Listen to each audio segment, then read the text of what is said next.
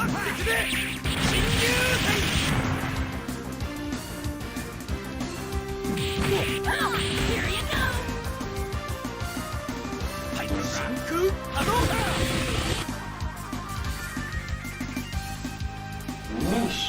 Fighter Monday. Hello everybody, yo, welcome to, I guess, Niche Fighter Tuesday. How's it going, man? Happy post-Evo, everyone. Hope y'all are doing well. I'm, of course, Mr. MKL. We're chilling here in our summer duds. Dudes, it's been Evo. Yo, happy MK1 patch day? Is that what it is now? Which, as you know, patch day in the FGC world means everybody's happy. Not a single complaint to be had.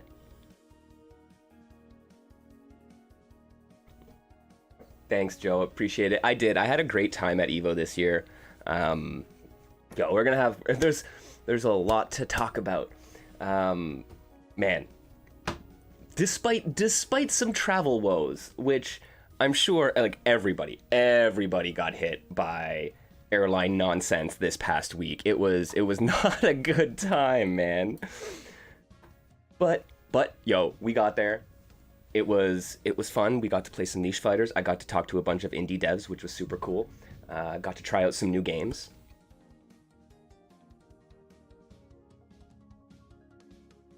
Man, it was very, very, very exciting. So, you know, we're gonna go through a bit of it, and we're gonna talk about some of what I saw, some of what the travel experience was like, what Evo was like this year compared to other years. Maybe some thoughts about, you know, the whole indie game thing that's going on, or the lack of indie game thing that's going on at Evo. So yeah, we're gonna get into all that. But yo, fucking Takeda and Farah dropped. Oh, Farah dropped. Nice.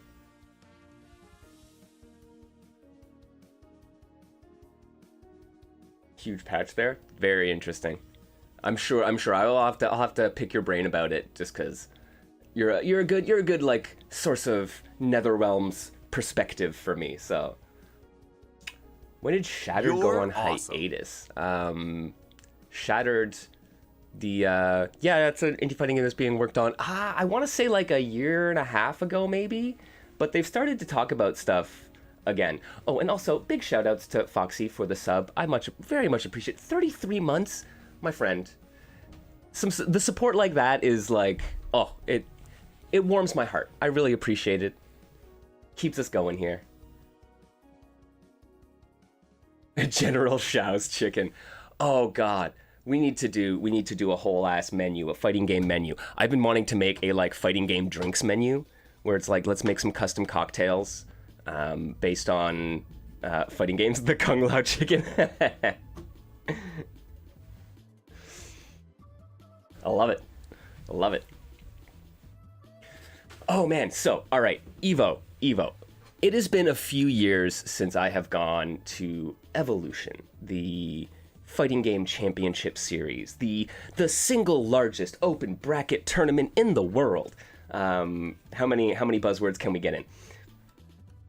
Oh, you're just building menus in chat now. I love it. So it's been a few years. I guess 2016 or 2017 was the last year that I was there, which is an eternity ago, and it was fun. It was nice to be able to finally get out there again, despite, like I said, a shit ton of travel woes. So I was flying out. Man, guys, I was flying out on Thursday. Thursday at noon was when I had booked my flight to go out to Evo. And then as the months go by from when I booked to when the actual flight was, you know, it inches. It's 12:15, 12:40, you know, 1 o'clock. And eventually my boarding pass was like 2:15. I'm like, okay, cool. 2:15, I still get to Vegas in the afternoon. We have a whole ton of time to get settled on Thursday, get our badges, and then we have a full, you know, Friday, Saturday, Sunday. We can hang out with the homies, check everything out. And then my flight gets delayed again and again. And suddenly, I'm like, damn, I gotta eat some dinner. And it's 8 o'clock, and the WestJet representative walks up to us and is like, sorry, kids, flight's canceled. And about 20 minutes after that, and I'm like, cancel. I'm like, this is what are you gonna do, right? So I'm looking around, but like all the booking agents are super swamped. No one knows what's going on at WestJet. This flight is just like grounded. And so it's great because initially we were supposed to be on one plane, and then they were like, oh, mechanical issues. We're switching you to another plane. Great, right? Second plane lands, coming from Orlando. Some dude apparently from Orlando kicked in a seat so bad that it destroyed some of the seats, and the mechanical issues with the seats prevented us from actually taking off. Absolutely wild. But WestJet goes and tries to rebook my flight out to Saturday night. So I was supposed to get in at like 11 p.m. on, or like midnight Saturday, right? Sunday morning. Absolutely ridiculous. So I got to go through the whole rigmarole of tracking down a customer service agent online or on the phone. It was such an absolute pain.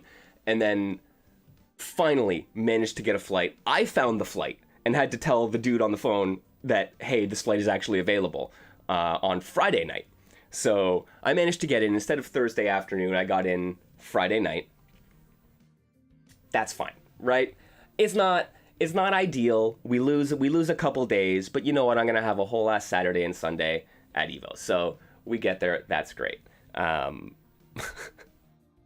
Of course, on the way back, just to double down on this happened, and so the Thursday night, my flight just gets canceled. On Friday, the CrowdStrike stuff happens. So I don't know if y'all know, but like basically, Windows operating systems exploded for like commercial carriers worldwide.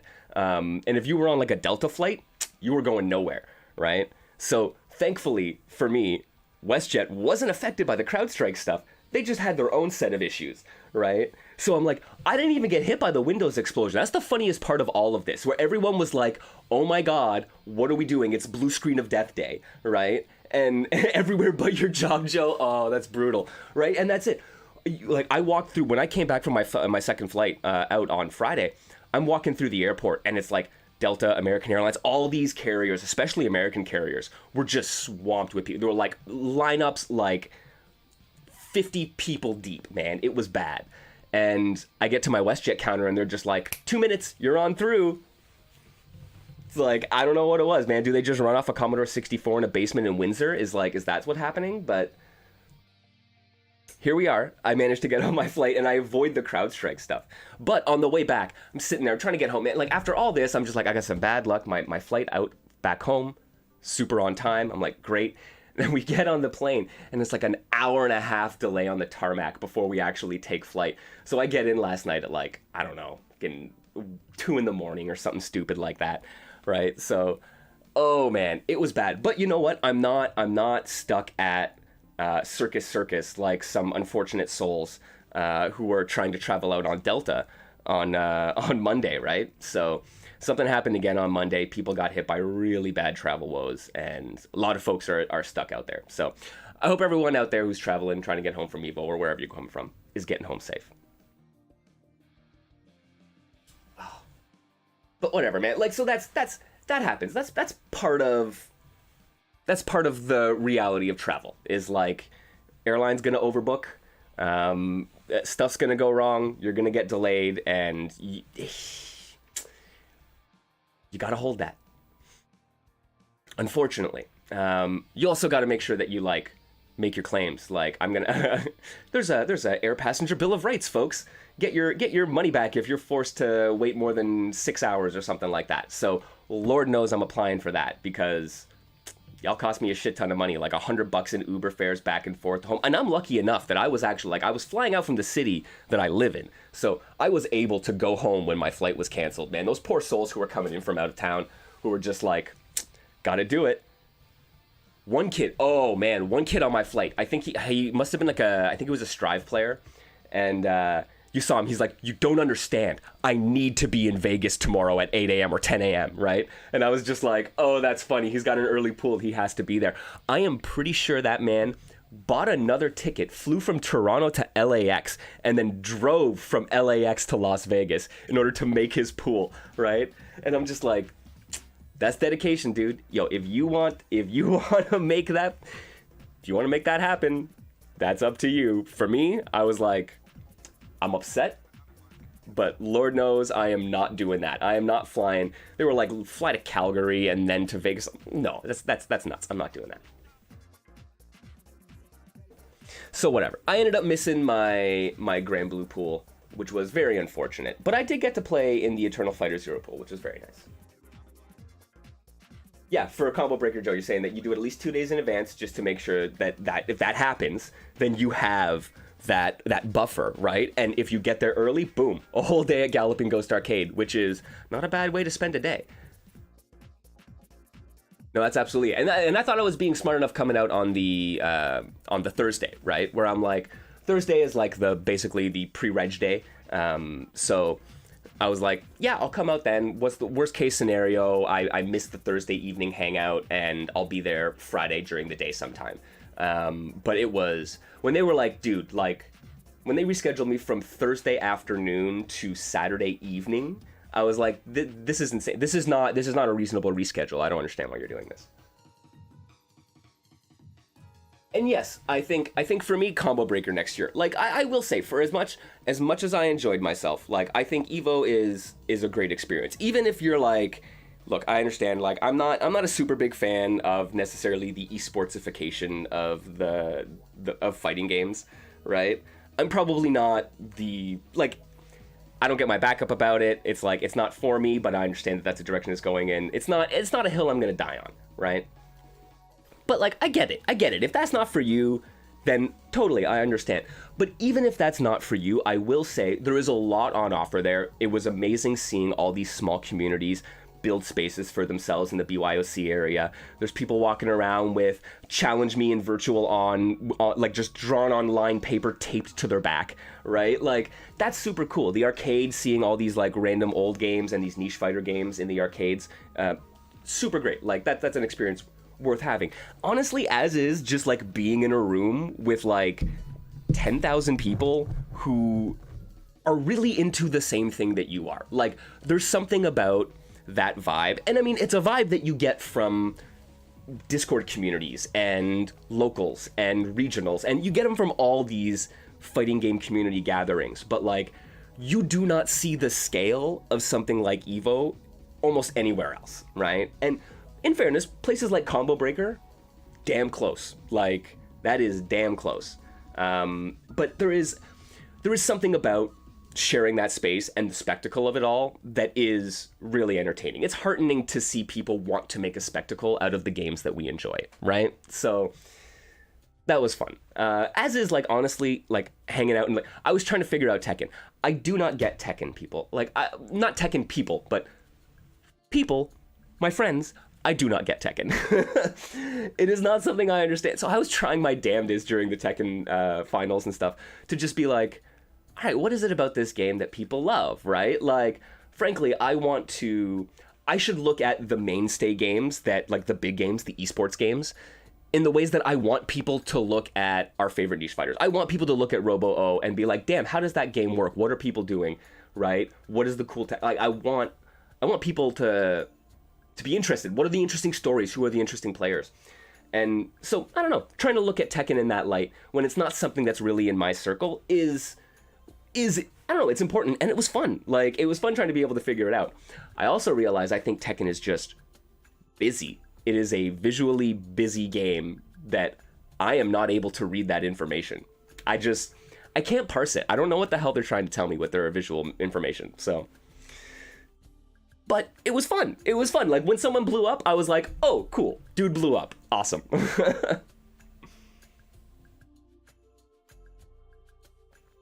Tekken 7, you think, was way better at explaining itself through its gameplay? That's interesting. I kind of tuned out of Tekken during Tekken 7. Right? Like, even, like, peeking in here and there, right? Like, whenever the new Tekken game comes out, I usually try to take a look. But I had tuned out by the end of it, right? After Akuma, basically. But yeah, no, I felt like, I don't know.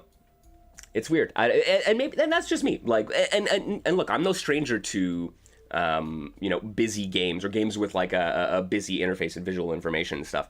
So I wouldn't have thought that was it, but as I was watching more and more of it, that's kind of the realization that I came to. That was like, oh, you know what? Like, I'm not able to parse when is a character comboable, when are they juggleable, right? What states, like, I couldn't tell if they were conveying knockdown, if they were conveying like hard knockdown, soft knockdown, juggle state. Like some of the things you could like were much more easily readable, like some of the wall splats. But even that, where I'm just like, I get the wall splat and then the wall splat stops working. Whereas like in my head, I'm like, that looks like you should still continue, and they don't.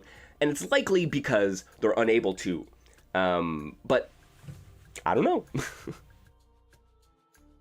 Tekken 5 DR is my game. Interesting. I gotta check it out, because it's the weird thing about 3D fighters, where I always perceive 3D fighters to be relatively clear informationally speaking. Like I look at VF and I can generally tell what's going on based on how it's like, it's very clean the way VF presents itself, in my opinion. So like it's weird to end it up like that was my, you know, conclusion basically after like giving it the earnest go. But in fairness, that is also like as a spectator. So as a player, that might be different.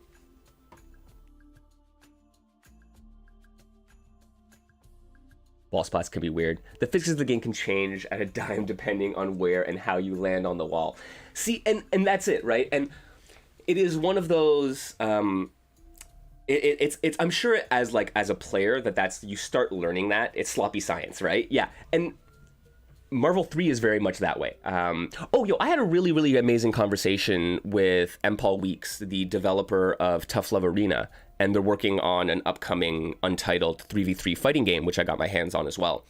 And that is one of the things we were talking about, like different kinds of games and stuff, and that came up, the idea that there's a sloppy science to Marvel 3 in a similar way, where like the way hit stun deterioration works in Marvel 3 means that it's like, oh, if you start with, you know, 3 light jabs, then you're going to pop out halfway through the combo. But if you start with 2 light jabs and then a medium, then you can do an extra loop, right? And it's like that kind of stuff it's not clear, it's really sloppy, but it is remarkably consistent. It's opaque, right? But once you figure it out, like you can get that stuff to work consistently.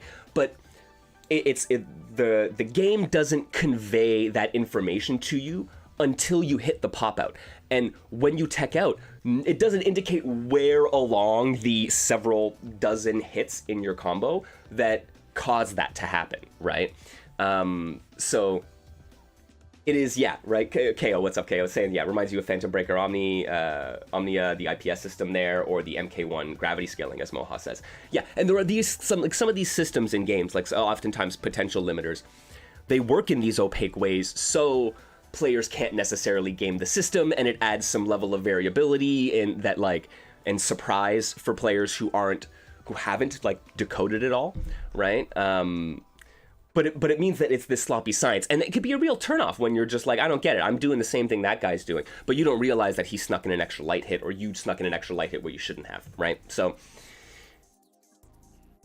it's weird, and so like, yeah, I can see that, yeah, the way positioning works, especially with the 3D nature of Tekken, where I'm like, yeah, if you hit the wall at a certain angle, do you splat in the same way? Not necessarily. What is the visual information that conveys that?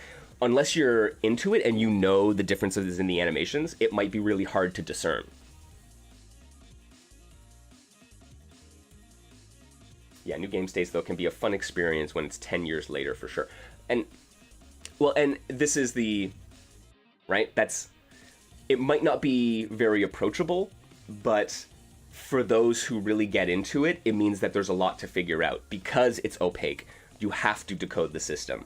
And doing that is a long-term process, usually. So it means that you get these, like, iterative cycles which are exciting for players as they discover new things. Oh, but yes, that's it. It is approachable at the most basic level. And so that is one of the things that M. Paul Weeks was saying about their 3v3 fighting game as their follow-up to Tough Love Arena, is that they want to maintain some of that approachability. And Tough Love Arena has a lot of kind of an approachable design ethos, I would say. And that you want to carry that forward, but you want to do a 3v3 Marvel-style game? How do you do that? And that was one of the points that he was trying to make, is that he wants to make sure that there is that consistency and a little less messiness in there, so that there's more clarity for players, so that they don't feel like it's a mystery box that they're not able to solve unless they do the homework, right? They're just like, no, if I'm doing this, right? If I do the game says, hey, do ABC launch, and if I do ABC launch and it doesn't work because my launcher is super stubby, right? It's like, no, it should mostly universally work that way. And then he has, as an example of that, as a counterpoint to that, you can have a character, and he does have a character that is in the works, that is going to be a much more grounded as opposed to aerial character, and they will have a stubbier launcher. So, and that is to kind of encourage players, but like making sure that there's a distinguishing tell for the players to know that this is your 80% of your cast works ABCD, and then this guy has to do, you know, ABD because he has to keep the distance short, or he doesn't really want to go into the D, and he has these doesn't really want to go into their launcher, and and then goes into, you know, other specials that keep them grounded. Don't go too far into the D, man.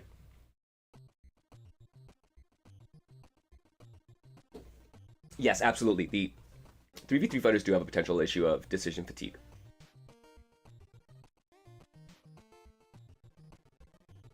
Yeah, having to make that many decisions before a fight, and that is, I mean, that is still part of it. I'll be interesting to see how he decides to handle that, because you're absolutely right that, yeah, in like Marvel 2, you have to make the decisions. You see a giant ass character select screen, and then you have to pick 3 characters, and each character has 3 assists that you got to pick, right? And it's like, that is a lot of choices off the bat before you even control a character and know what they feel like or how they act, right?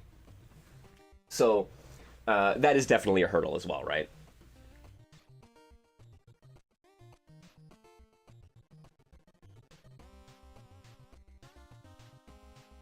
Yeah, folks who don't want to decode anything get to just play and stuff works. Yeah, the approachable at the basic level, but having some more opaque or more complex stuff at the higher end. Yeah, absolutely, right? And that's it. It's how do you achieve a low skill floor with a high skill ceiling, right? And it's the approachability factor of, hey, I can consistently do ABC. And I mean, another thing we talked about actually was that, look, in Marvel, right, your magic series into launchers don't necessarily work until you get into your launcher.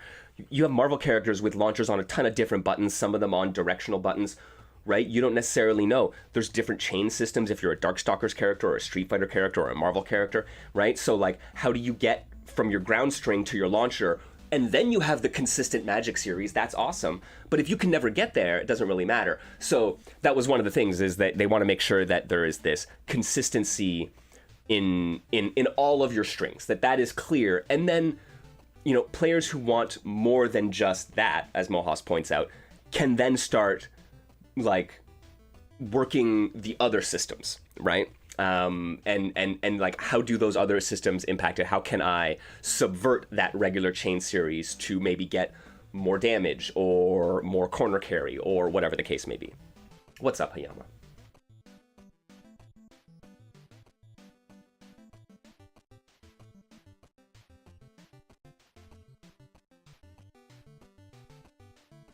Mohas-san, they think 1 fighter, 1 assist is the easiest. Sort of hate when DBFZ has to add 3 assists each.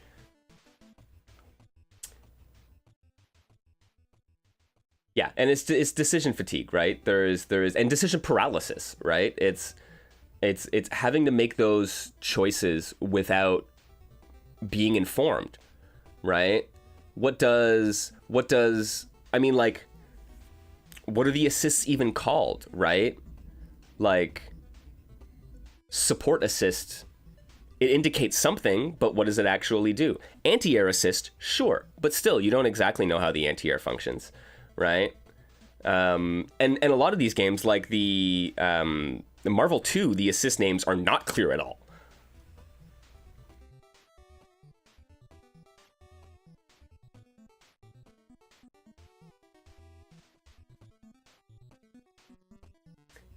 Yo, Evo was really fun, man. So yeah, that's what we're just going over some of. I was talking about my travel woes, but like going over some of what I saw. So I got the chance to sit down and talk to a bunch of developers. I've got some footage of some of the indie games that I saw there at the event that I'm gonna show off in a bit. But yeah, talking about M. Paul Weeks, the developer of Tough Love Arena, and they are working on a 3v3 fighting game. Take care, Mohast. I'll catch you on the other side.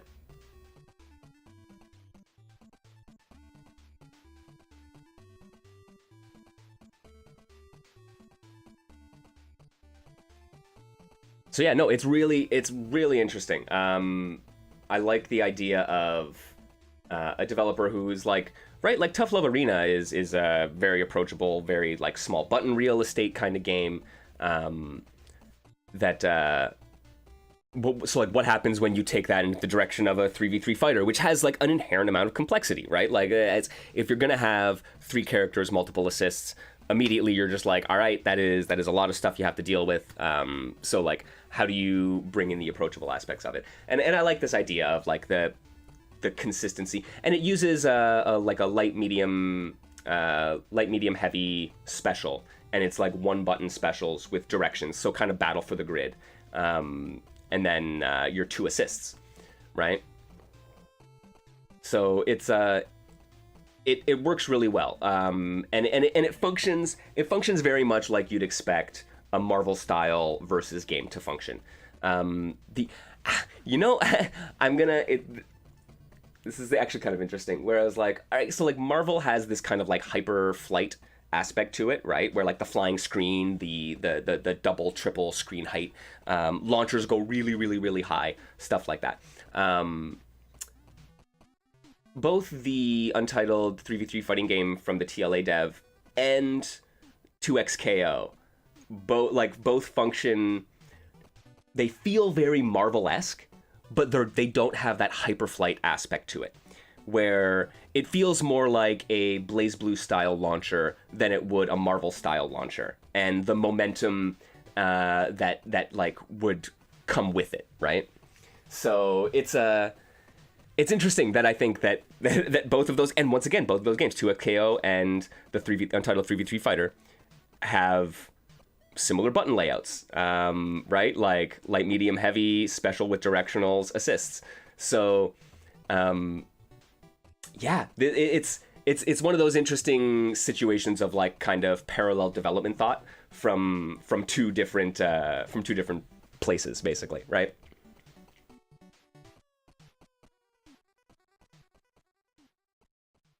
Yeah, KO, absolutely.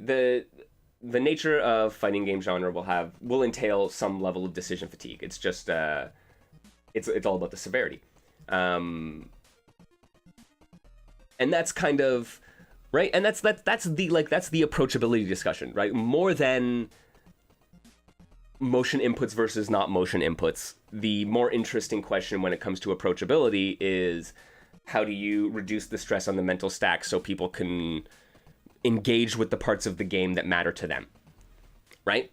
And some games are going to be different. Some games are going to be much more neutral focused. Some games are going to be much more combo focused, right? Like you can have big hit, big damage, big risk reward Sam Show, or you can have one hit fighters like One Strike, or you can do, Robo-O, which is 1 or 2 exchanges, probably big damaging interactions, but you still got to play the footsies in between, right? Or the Marvel style combo focused stuff where it's you get the hit and you do the cool thing, and then it's the reset scenario, it's the incoming, right? So,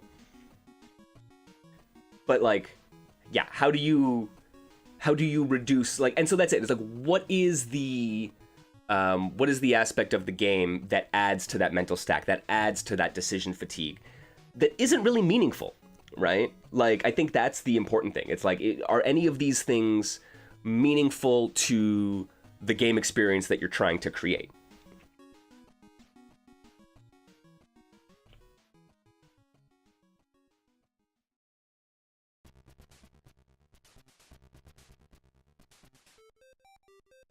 Yeah.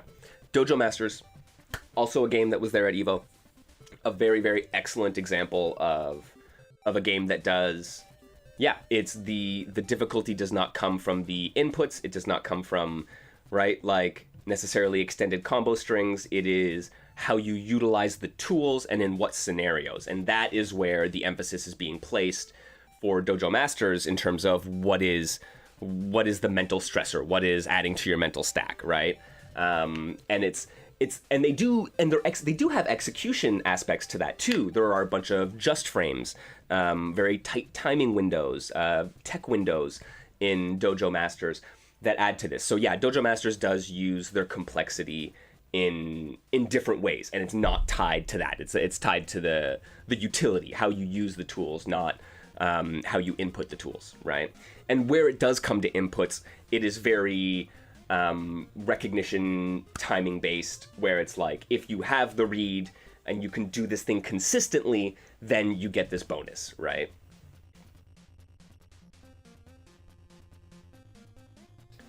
Dojo Masters was cool. Oh, yo, actually, here, so, like I said, Dojo Masters had a little booth, and so, right, Pixel Vision have their little business cards here, and on the back of all their business cards, you have characters, so all the character information, right? So you have Muay Thai, it gives you their entire move list, information about their difficulty, how hard they are to use, what their stamina levels are. So all the stats are right there for, Muay Thai, boxing, Kendo, Shotokan Karate, Taekwondo, and Krav Maga, which is super, super cool.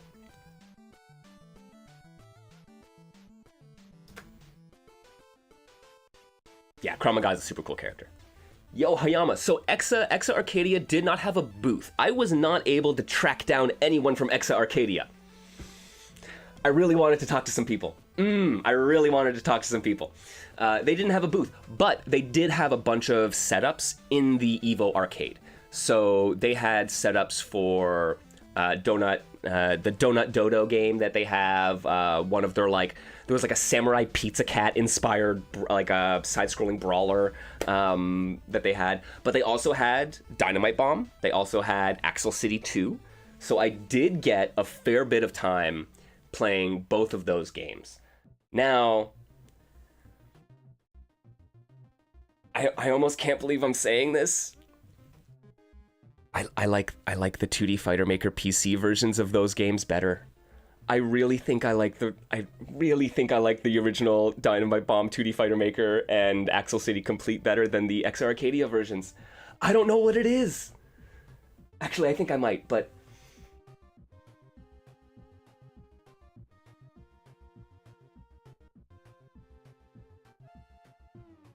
I think it is. I think it's the input reader.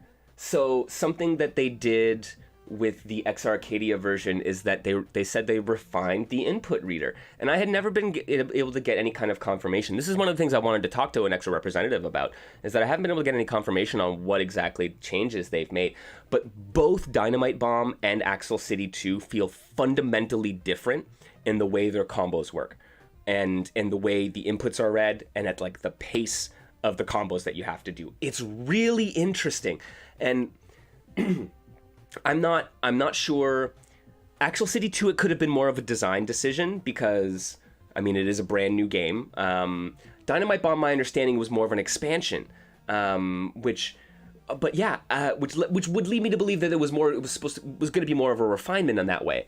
But yeah, I don't know, maybe it's just a matter. I'm gonna have to go back and play the 2D Fighter Maker versions now while the Exa versions are fresh in my mind, just to see what some of the differences are. But I definitely felt that comboing in Dynamite Bomb in particular, comboing into supers, the EX chase system felt way better in the original PC version than it did in the Exa version. And from the people I played against, that seemed to be a common concern, is they were like, because I managed to get one or two combos that were working consistently with Tiger Watora, but and so they would see this as I'm playing someone, and they're like, oh, how are you getting that? And I would tell them, and they're like, it's weird. And then they'd start wildly mashing it out, and it would end up coming out every now and again, but they're just like, I don't know, I can't get it consistently. So either something about the input reading or something about the timing requirements have changed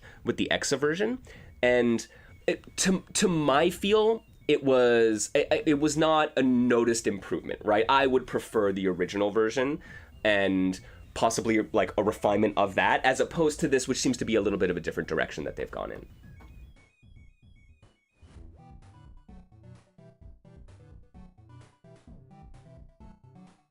Interesting. Arcade Melty had the similar thing. And yeah, Hayama, those changes were made by the original devs, though. I've heard the two games were not changed by Exa staff. No. So no, I'm not saying that the games were changed by the Exa staff. I'm saying that Gacha Games, when they were providing the middleware and for porting games to Exa from 2D Fighter Maker PC, have allowed something which allows some refinement of the input reading for the engine itself, right? And the devs are responsible for that implementation, 100%. The devs are responsible for that implementation. I'm not trying to say that Exa tampered with the game or something like that. But that is part of the middleware service that they offer, is that is something with it. And I think if they're using that, then that might explain it. But I'm not sure if it's a middleware function or if it's a design choice, right? That's where I'm trying to figure out. Oh, and I see Foxy's here saying, just talking about the idea of complexity in games, Foxy's saying, for Super Robo O, we would like to hide a complex system from the player as much as possible. When you held an early job as a telephone salesman, the key point taught to the employee was to not attack the person with on the phone with information. The person will be tired and give up. Oh, no, it's quite all right, Foxy. That is really interesting. Yeah, don't badger them. Don't, inundate them with information and overwhelm them. But it is very important to clearly communicate the information, right? Hidden information can sometimes be frustrating for players, especially if they need that information to be, effective in the game. Yeah, and then back to the Exa stuff, Hayama. Yeah, credit to Exa where credit is due, or Gotcha Games, as the case may be. Because, getting things like arcade attract mode and coin-op functionality functioning for 2D Fighter Maker 2nd of all things is an impressive feat, especially in the year of our Lord 2024.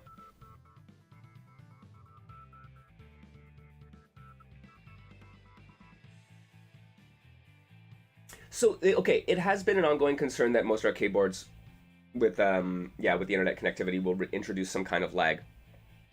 But, one of the selling points of the XR Arcadia is the super, super low response time for inputs, right? So it's very, very low input lag is one of the things they're selling themselves on, sub 3 millisecond or something like that. So yeah, absolutely. And I don't feel and for me, like I said, my experience wasn't that the button inputs were incorrect. It was the input interpretation. Or right, that was the thing. It wasn't my buttons getting to the game. It was how they acted when they got to the game. Yeah, that's one of the things they're super, super proud of. Look, we had a huge discussion about the XR Arcadia, right? And I think there's more to be said about it. But I will say, credit where credit is due. If you're building an arcade platform, they are selling on the correct things, right? Low response time, interoperability for arcade owners, right? These things are important. One thing I have heard in some of my discussions is that the Exa machines, the actual cabinets, are not really repairable, where if you have a problem, you gotta ship it back to Exa and they'll fix it, and then and then they'll ship it back. But to that point, Exa's recognized how this is a problem for arcade operators, and their new cabinet, which they are working on, is actually going to be much more have many more interchangeable parts and allow for on-site repair more readily. So it is. I think it was Exa was building, a closed system. They're building bespoke hardware, right? So they did want to keep it internal. I don't know if it's necessarily a promote the maintenance, right? It's I don't know if it's, because you could interpret it as, hey, we're Apple, you can only repair it with us. Thanks, we get all your repair money as well as all the expensive hardware that you have to buy at the outset, right? I don't necessarily think it was that. Though if you were uncharitable, you could interpret it that way. But the fact that they're now looking forward and saying, look, we've done our initial runs, it was probably more a cost thing, right? Where it was cheaper for them to produce it in that way, so they did. But now they can do it in this way, and it offers better value for the arcade operators, right? So, look, there's some fair complaints to be leveled at Exa and the kind of market that they're creating. But it's not all bad, and they're very clearly trying to do things for arcade operators in particular. And I think that's that's the thing, man. Like, when you think about Exa, it's worth remembering that their customers are the operators, not the players. Right? Their customers are primarily the operators, then the developers, right? Then the players. And that's... recognizing that as being the hierarchy, I think, is very helpful when thinking about Exa Arcadia as a platform.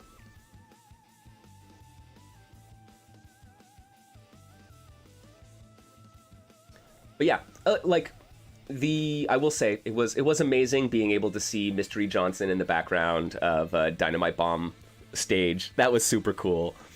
And then yeah, playing Axel City was nice. Axel City 2 was like, the new art is phenomenal. It is such a step on me game. Oh my god, like the character designs in that are for the thirsty. So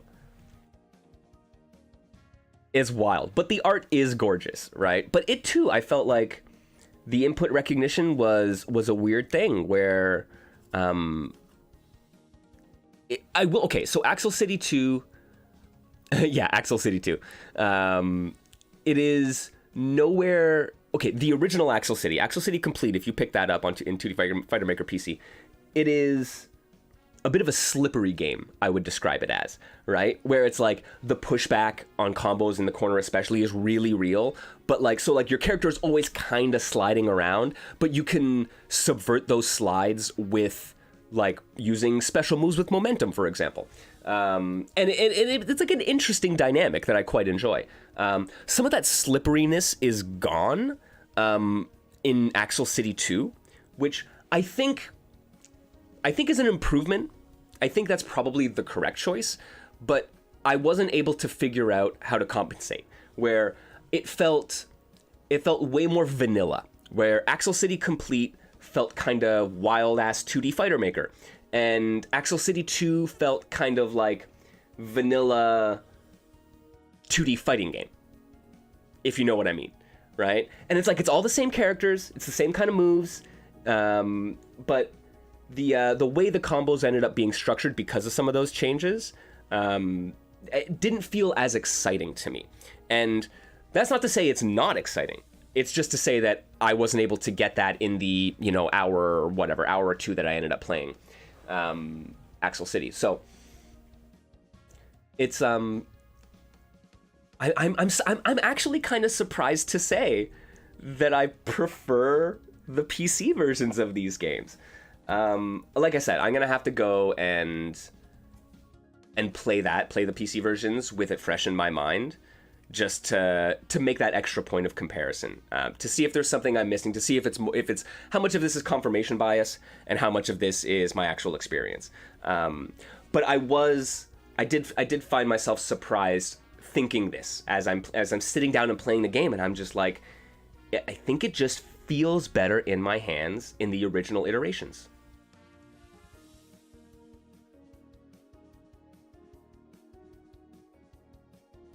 Oh, the Big Bang Beat first impression transition to Big Bang Beat Revolved. Yeah, most feel it's a bit of a downgrade. That's really interesting. And this happens sometimes, right? Where it's like, I mean, I don't necessarily want to say that it's a downgrade, right? Like, I am totally willing to say that for me, that this was, my experience didn't line up with my expectations, and I'm thinking maybe it was a little bit because I didn't have enough time with it, and I think changes are fine. I mean, Axel City in particular, it is a whole new game. Like, I think that is some of my disappointment, I would say, with Axel City 2 in particular, stems from the fact that I don't think I'm not treating it in my head as two different games when they are, and I need to do that, right? So it's like, it works differently, it's a different game.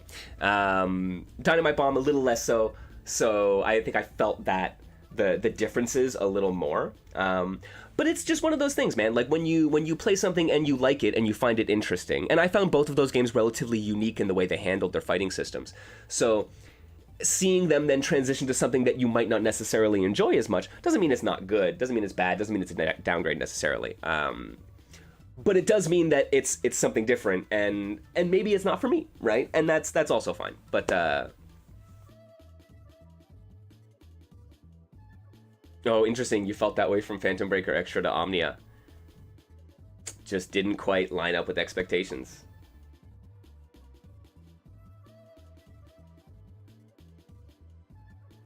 But I am so glad. I am so glad I did get to sit down with those games.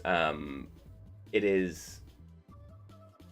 I would love to. And this is the thing: is now as I'm like talking through this, where I'm just like, okay, I've sat down, I've like processed my thoughts on it now. Now I need to be able to go back with that in mind, right? So it's like I would love to be able to get my hands on it again. We're gonna see. I mean, if I manage to make it out to Pittsburgh for something, they got an Exa machine out there, so maybe I can get my hands on some Dynamite Bomb.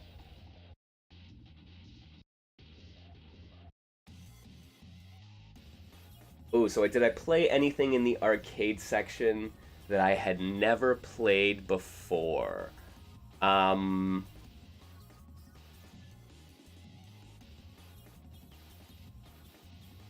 did play.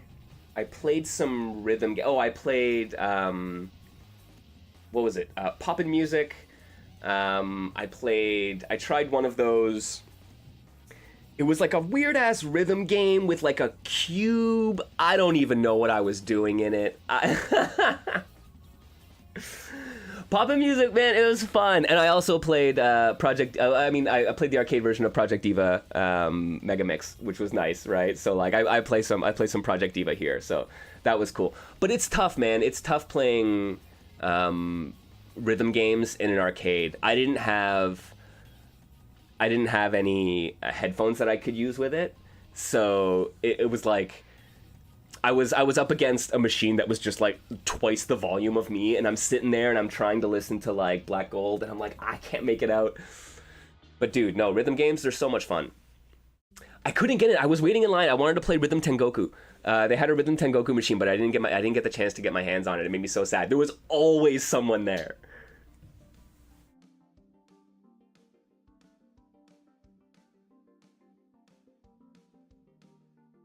Yeah, Poppin' Music was your old video game squeeze. Oh, it's fun. I love me a good rhythm game. Absolutely. I got to play some survival arts. Dude, the normies were not ready for survival arts. I explained to someone who was like, why do when you throw me, sometimes I land fine and sometimes I crash? I don't get it. Right? I'm like, that's how text work. That's how throw teching works in this game. And he's like, what? Right? I'm like, yeah. When you get thrown, you start spinning around. And if you can stop yourself when your feet down, you'll land and you'll tech the throw. And he's just like, why? And then I shot him with Gunner.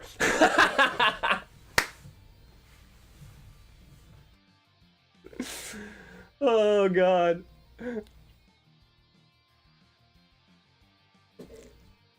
It was so good. It was so good. They were not ready. It was really fun seeing people play Street Fighter the movie. That was really good. I got in for a match or two, but people were wilding out. They were just like, why do these characters work like this?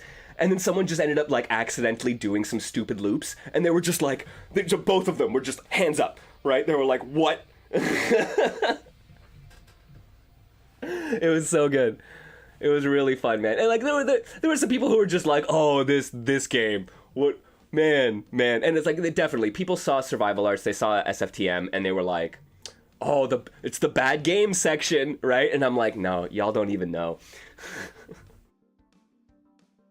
Yeah, I'm glad it was there. It was super fun. I got to meet up with it was so nice having some people come up to me in the arcade just to be like I turned behind me and I was just like, oh, do you want in for a match? And they were like, actually, I was hoping to get like a picture, right? And I was like, oh shit, right? And I'm like, oh, right, there's so like a mutual from Twitter, right? I hadn't recognized them from their profile pic or whatever, right? But we just got to shoot the shit for a while. Talk with some, Twitter mutuals, play some random games. We played a bunch of like Tekken, and we played Air Geese, which I had never played the arcade version before, so that was fun. But dude, the arcade was a blast, man. it was one of those. It was one of those spaces. The arcade, the BYOC area was super cool. Yo, okay, so we're gonna talk a little bit about the BYOC area because I walk in there day one.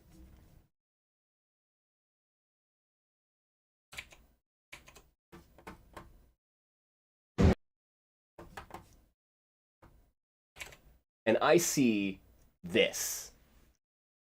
And I am like, dude, I've like a moth to the flame. I was at this monitor. This is Cooking Fist. And I think we should officially petition the developers to call it Let 'em Cook. It is the cooking fighting game. Now, super, super cool. There are no health bars in this game. That setup is your aesthetic? Absolutely, right? There are no health bars in this game. So the way this works, and here, let me actually... I need to zoom in on this for y'all.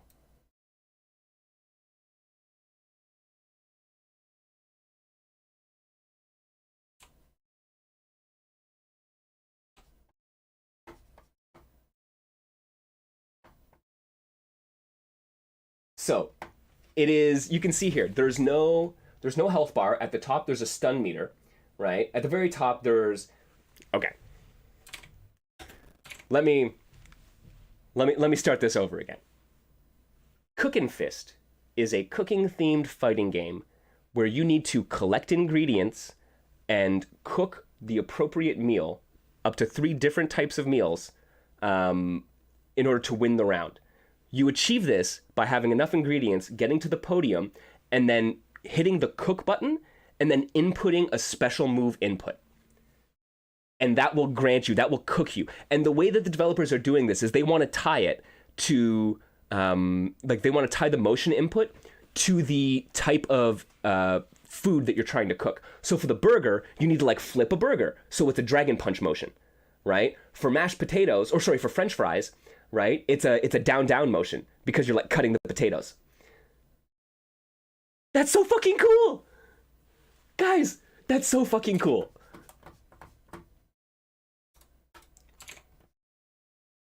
So you have 3 attack. You have a light, medium, and heavy attack, and then you have 2 specials. So right now there's a fireball special, and then there's a smash. You bring out a pot. You're like Ratatouille. You bring out a giant boiling pot, and then you smash someone over the head with it.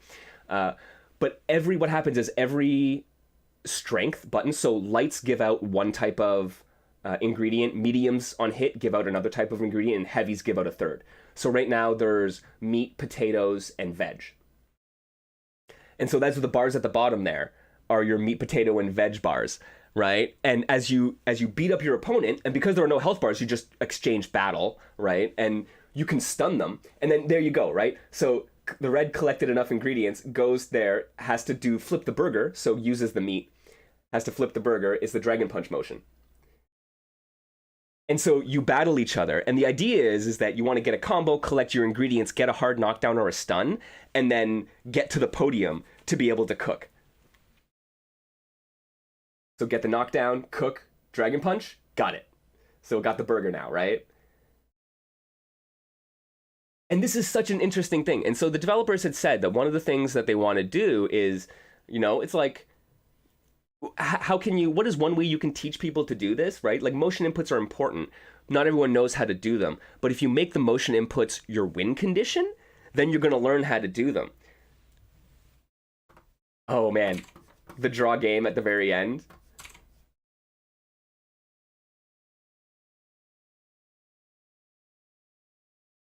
So trying to hit the cook button, right? Don't have enough potato, trying to get the resources, hit the cook button. You see the do not thing, not enough potato resources.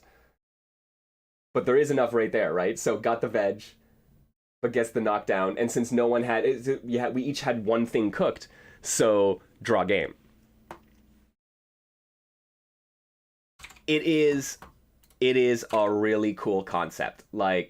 I love it. It's a neat way to teach players how to do it. It's an alternate win condition for a legitimate alternate win condition for a fighting game, which I think is super freaking cool. So I actually did a little interview with the developers, which I'm going to be cutting together, and I'll be showing off later on this week. So you'll be able to get a little bit of insight about Cooking Fist. But dude, walk into the BYOC area, and this is one of the first things that I see, and I am like, heck yes. So right now, this is all they have. They only have the one character, 2 special moves.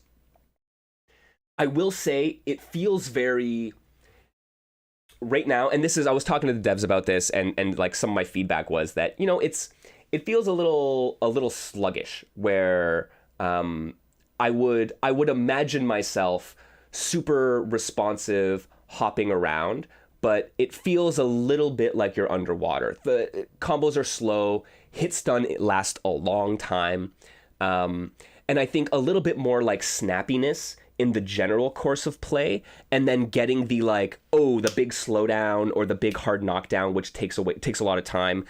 When you earn it, when you hit the stun, that's probably the better way to go. But like the interplay feels good. Like the structure of the combos are really simple. It's just ABC special, right? And that gets you 3 types of resources in a single combo, right? And you have combos that you can go for resets, you can go for knockdowns. There's no throws in the game right now, which means that, you know, the mix isn't really dangerous, right? So really, it's about you're fighting for the hit, right? You're jockeying for position, and that's the real cool thing, is that you're jockeying for position and time. Those are the things that you're really competing for, right? It's very interesting having that be, because you're managing meter, right? You need to make sure that you get enough medium hits to get your meat, right? Enough heavy hits to get your potatoes, or whatever the case may be. And knowing how to structure combos to get the most out of it is going to give you better resources. So that's an interesting bit of resource management. And then it's time and space. You need to be able to get someone far enough away from you that they can't stop you from cooking, right? And then, so either through time, through a knockdown, or through them being far enough away and distracted by your projectiles, or whatever the case may be. So freaking excited for this one. Like I said, I talked to the devs, I got a bit of footage, so I'm going to be showing a bit of that off in the next week or so as I cut together this interview. But I was so pleased to find something like this right off the bat.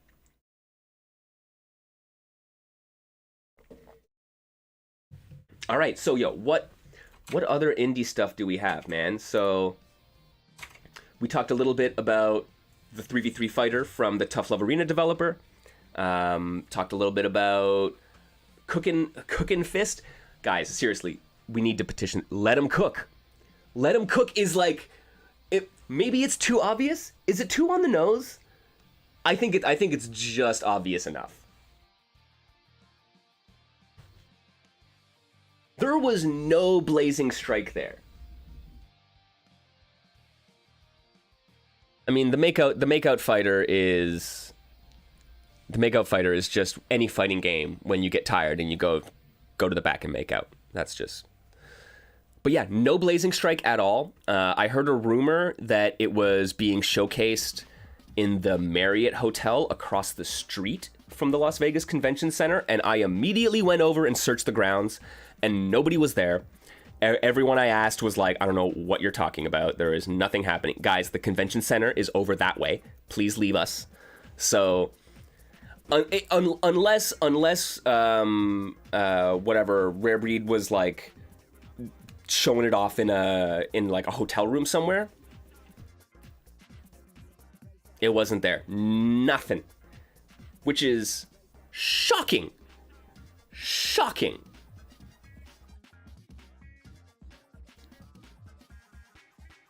So we had Dojo Masters there. That was cool. I got to hang out with Bye Bye Blue for a little bit, chat them up. It was nice being able to meet some of the devs. Oh, Corrupt was there. That's another one. Let's go take a look at that. They released a little something.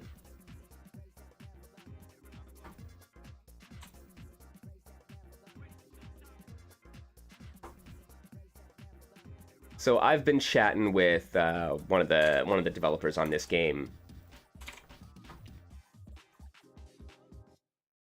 a while now.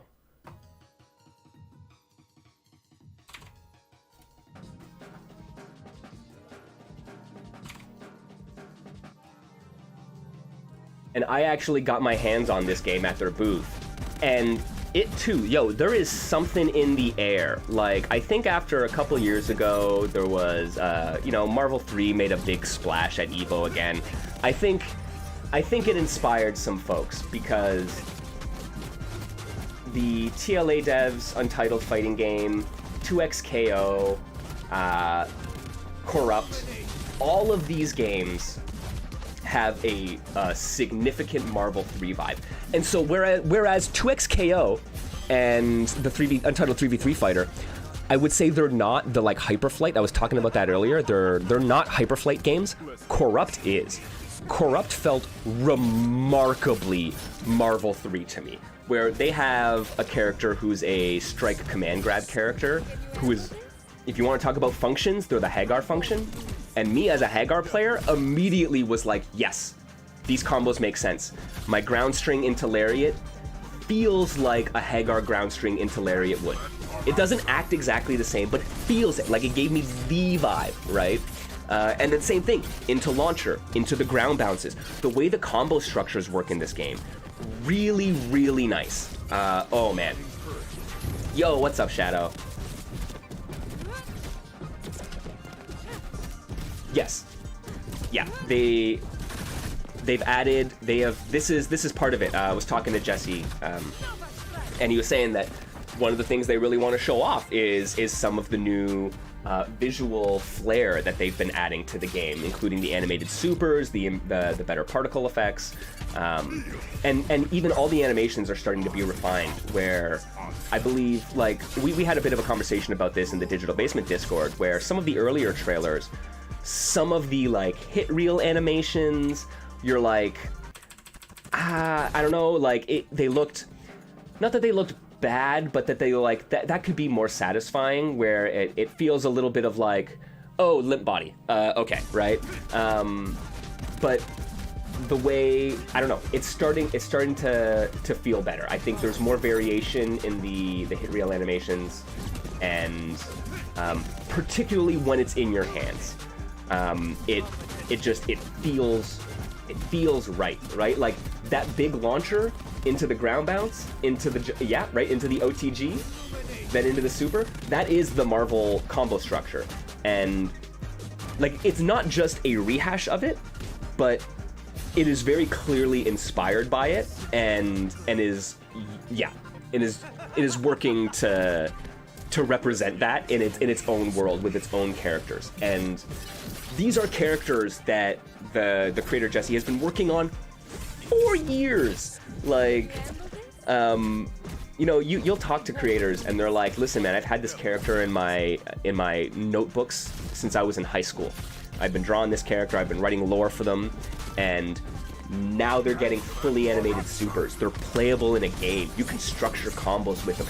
You can watch other people play the characters you've created and get excited about them, right? That's super amazing. So it's very clearly a labor of love.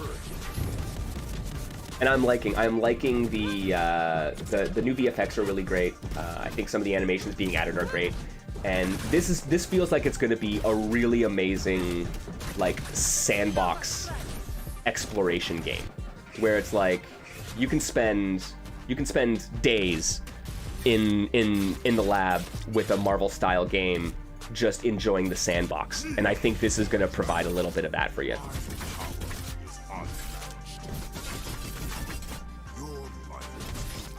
Yeah, corrupt. It's not just it's core-upped, right? Which I am never sure how, like, what emphasis should I put on the syllable.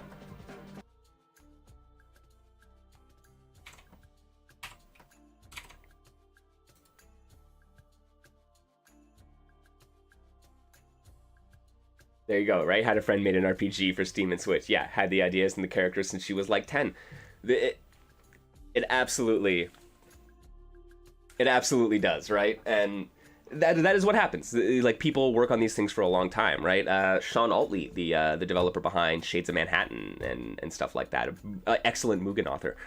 many of those Shades of Manhattan characters, he talks about that too, about being, 12, 13 and designing those characters, and those characters sticking with him through decades, and is like, no, I'm using them. Like, these characters are important to me, so being able to bring them to life, that's it's amazing. It is amazing. It is it's the beauty of creation. Like, seriously.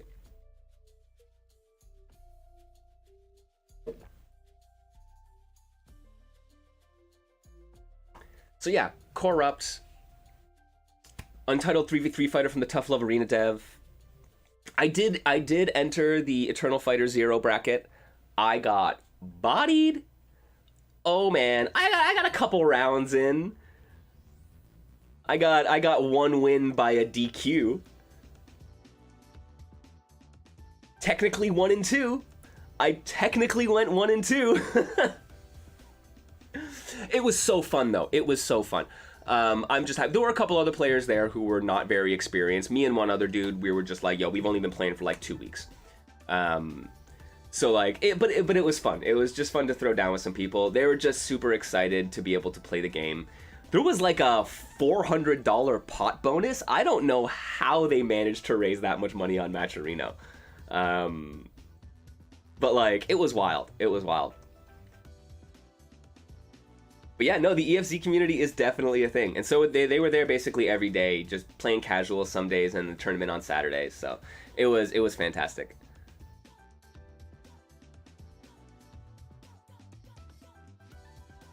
What else did we play, man? Oh, Combo Devils. Dudes, okay, let me see if...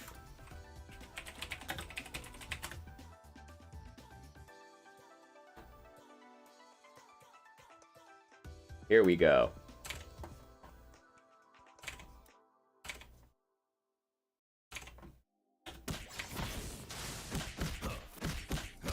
This might actually be the platform fighter for me.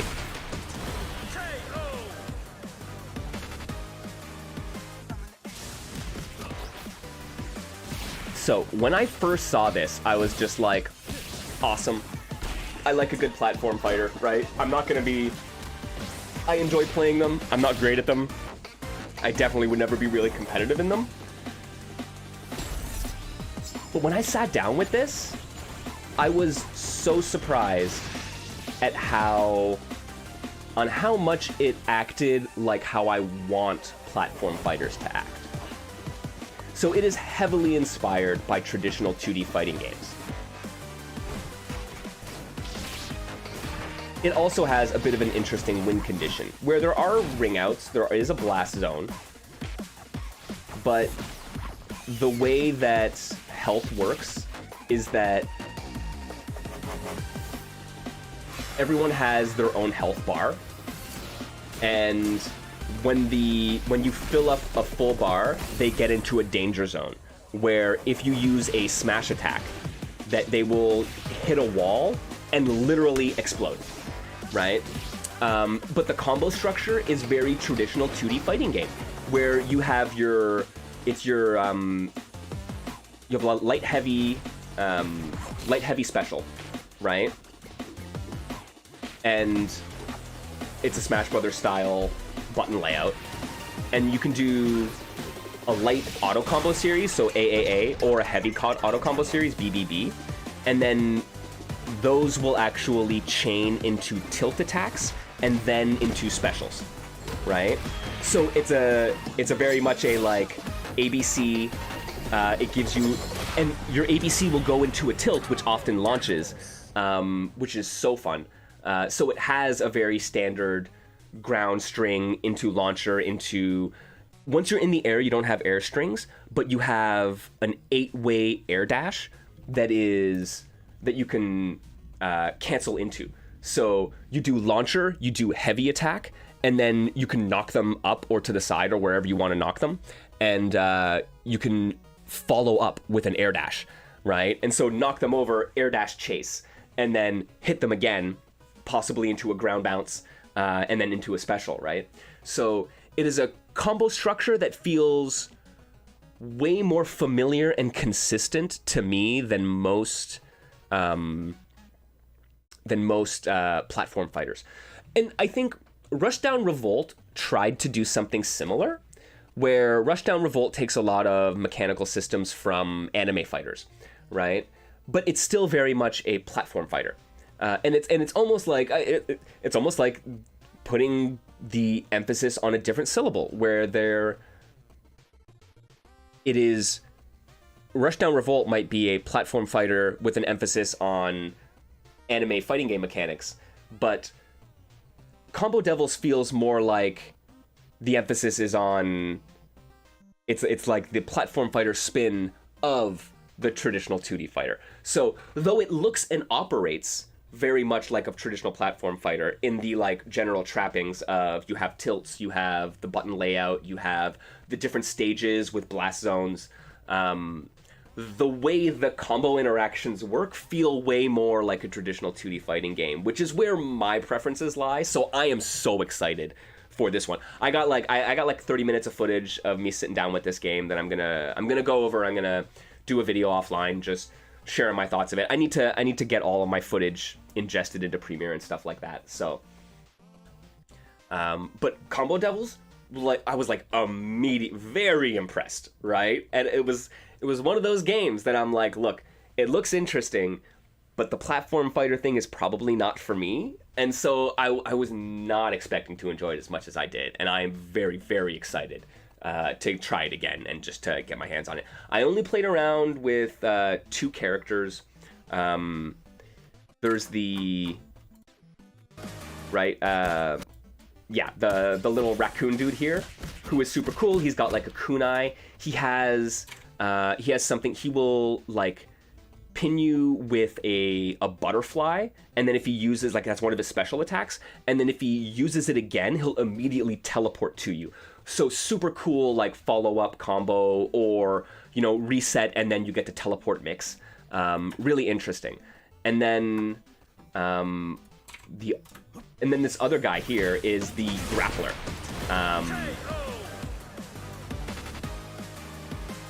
And has a kind of like stand punch, has a running command grab, which you can combo into and get a launcher off of. You have EX moves in this game as well. I think some of the more... So this doesn't actually show many of the meters or anything like that. I don't think any of them.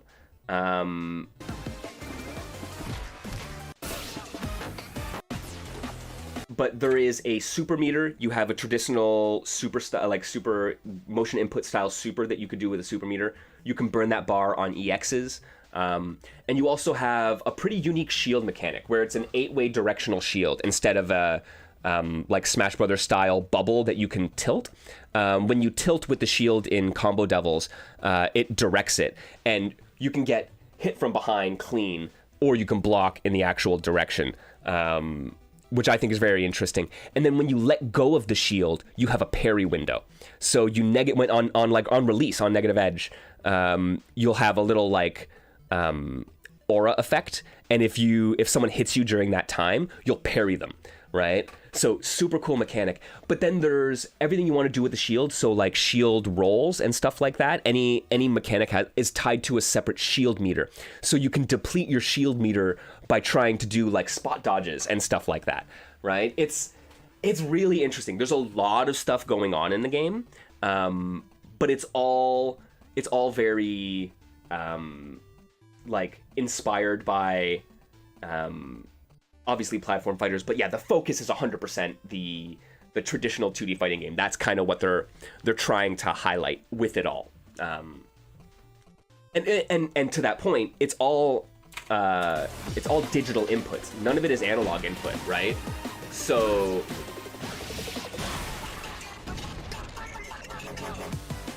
you don't have to like that. It makes it more consistent, I feel, which is really exciting, because that's always the kind of squishiness, the slipperiness of platform fighters, and that is always something that for me was hard to really,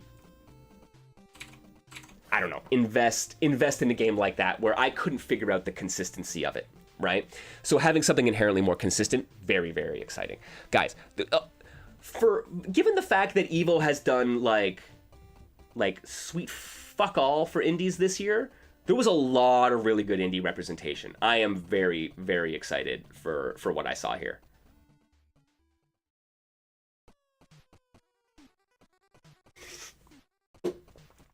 That's funny, yeah. The most unexpected thing about Evo, fucking SVC Chaos is back, of all things.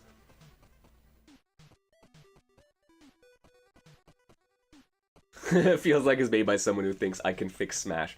Maybe that's it, right? Where it's like, I could see that, because I, as someone who likes Smash Brothers and platform fighters, but is not necessarily great at them, like, how would I make them more appealing to me? They're doing a lot of those things, so it may very well be that the developer's core is like, what if I could fix it? What if I could fix her? Come on, maybe.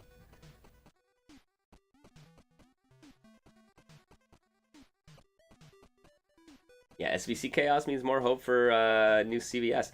That would be interesting. And I mean, they're obviously doing crossovers, like Terry in, I mean, it's so amazing to finally get a Smash Brothers character in Street Fighter 6. Thank you, Terry Bogard. Makes me so happy.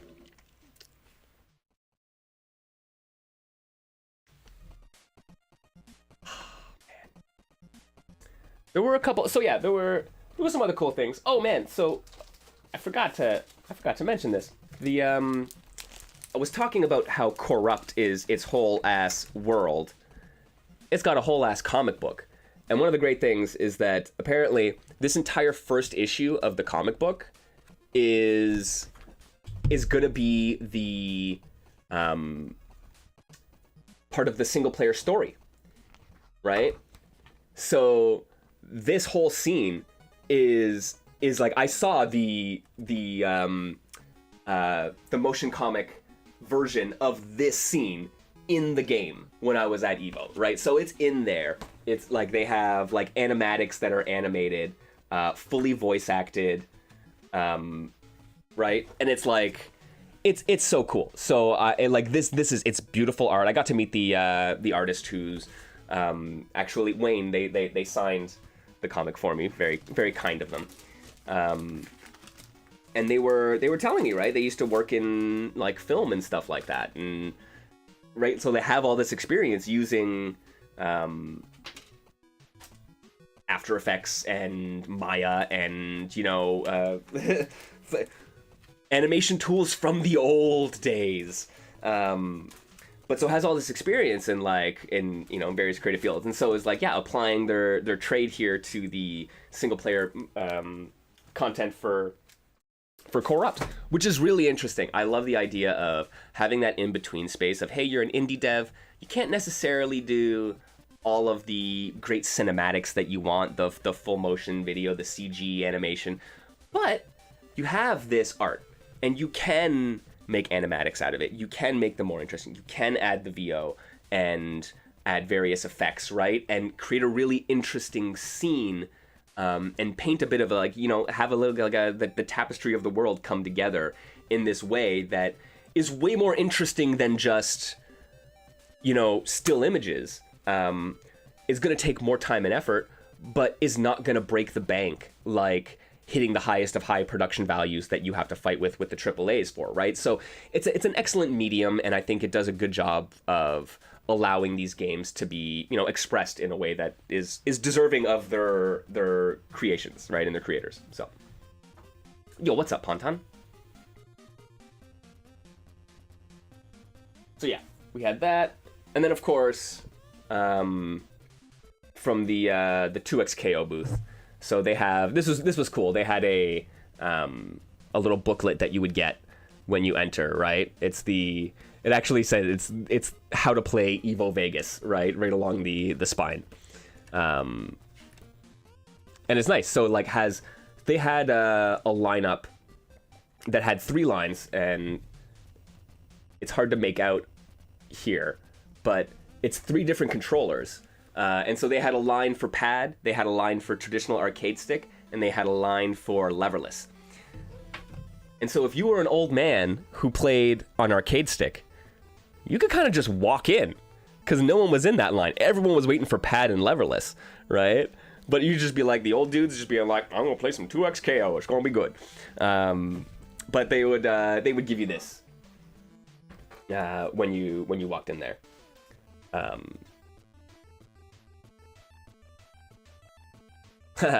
What's my favorite style in Dojo Masters to play? I mean, I would probably say Taekwondo.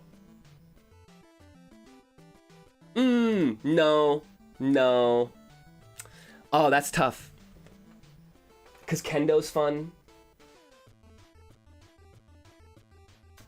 Krav Maga's a little much.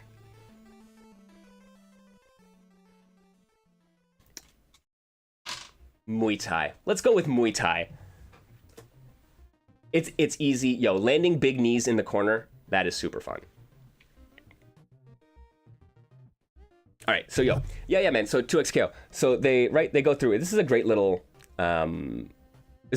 booklet to include. Like I mean, maybe not. You don't necessarily have to do this, but like a 1-page primer for events, man. Like this is super important. Like just teach your folks what is your button layout, right off the bat. What is your button layout on whatever controllers you're offering, right? And then beginner combos. So it's light, medium, heavy into special, right? And then your tag mechanics tells you exactly how to tag in and out and user assist. And then some beautiful art. And then little breakdowns. So here's your little quick breakdown of all of your champions, and then a more detailed information, and then move lists, right? So it was really cool. I played Ilayo. Ilayo? How the hell do you pronounce her name? Ilawi. That's what it is, isn't it? It's Ilawi. All right. Yes, thank you, Joe. So I played her. I am undefeated. I am fucking undefeated in 2XKO. Me and a complete stranger bodied some people with Ilawi and Echo, and it was delightful. No, for real. 2XKO, man. It felt very refined. Like, as it should coming from a team of this, with this kind of pedigree, as it should coming from a company with this kind of backing, and as it should for a game that has been cooking for as long as it has, right? But it felt very refined. Nice and snappy. It definitely has a Marvel Infinite vibe to it, but whereas Marvel Infinite, especially the tag mechanics, felt kind of chunky, like almost like there was like hit stop on the tags. It doesn't feel like that. It feels very, very seamless in 2XKO. Something more akin to almost like Battle for the Grid in some ways, right? It's an interesting, like, it lies somewhere in that kind of space, somewhere between Marvel and Battle for the Grid and probably Cross Tag Battle. I haven't really played enough Cross Tag Battle to really sense it, but like I said, the launchers aren't really Hyperflight launchers. They are much more BlazBlue style. You know, top of the screen might move up, but it's not like your double height or anything like that, right? But the kind of way that you manipulate the position of your opponent when you're comboing them on screen feels very Marvel or Battle for the Grid in those ways, right?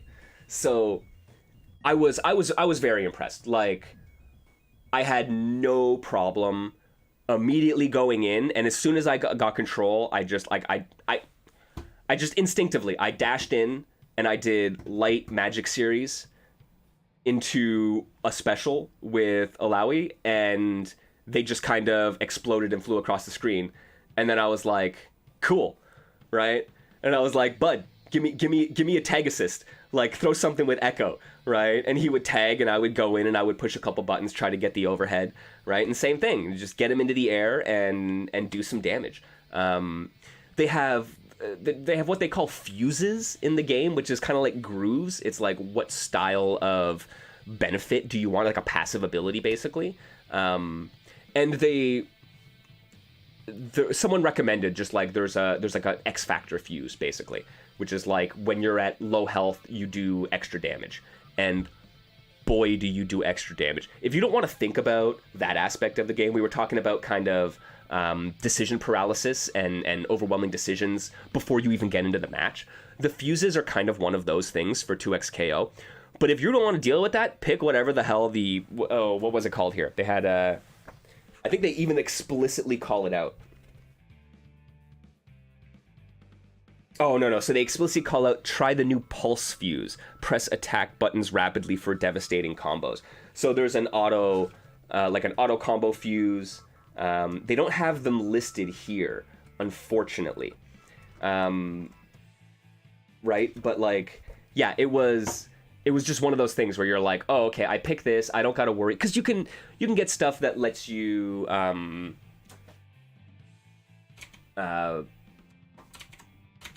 like use multiple tags in a combo or multiple assists in a combo. But you don't really need to do that at all, right? And if you really just want to say, I got the easy one, you do this, right? You pick that X Factor fuse.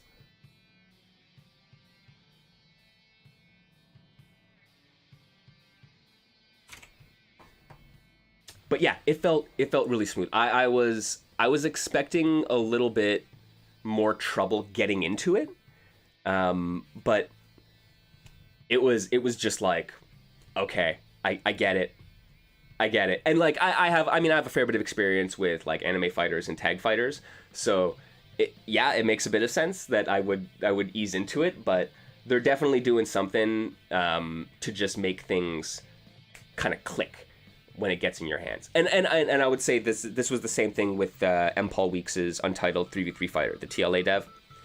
Is very, very similar, where it's like you get in there, you push a couple buttons, and it works, and it clicks, and it feels good, and it makes you want to push the buttons again, right? Which is a big testament to just this should be an entertaining game to play. So I would love to see. I was having a chat with a buddy there. Because the game there's a really interesting dynamic of, because it's 2v2, right? And like 2 players, not only 2 characters. Whoops. Because it's like 2 players, the whole, oh God, here, I'm gonna go to the Be Right Back screen. Yeah, there's an interesting dynamic in the way the game works, because you have 2 people communicating, and then your opponents are able to overhear you in a live setting. That makes it really interesting. And there is this idea where it's like, how is this going to work? Actually, you know what? Let's take a little bit of a break. I'm gonna fix my no signal problem here. I'm gonna grab a drink, and let's talk a little bit about how 2xKO is going to work in a competitive sense, considering that this is a Riot game, and they support their competitive scenes very differently than grassroots fighting games. But the team has a very core fighting game group working on it, so they are obviously understanding of the concerns of grassroots TOs. So let's take a minute, and we're going to come back, and we're going to chat a little bit about what a 2xKO tournament might look like at your weekly or at your regional, right? So stick with me, friends. Yo, thank you, and let me say thank you as always for joining me here in the basement. I appreciate y'all. Happy to be able to just chat about Evo for a little bit. If you have any questions, drop them in the chat while we're on this little break, and I will be happy to go through them. If you have anything you want to know about either 2xKO or any of the things that were happening at Evo, let me know. I'm happy to go over some of it. But yeah, right now, we're gonna talk about the nightmare of a TO disconnecting 4 controllers from the PS5 instead of 2. Oh God. Oh shit, I didn't even think about that. Oh, that's gonna be so bad. Oh, rip tournament organizers. All right, we're going to talk about their struggles in just a minute, friends. I'll be right back.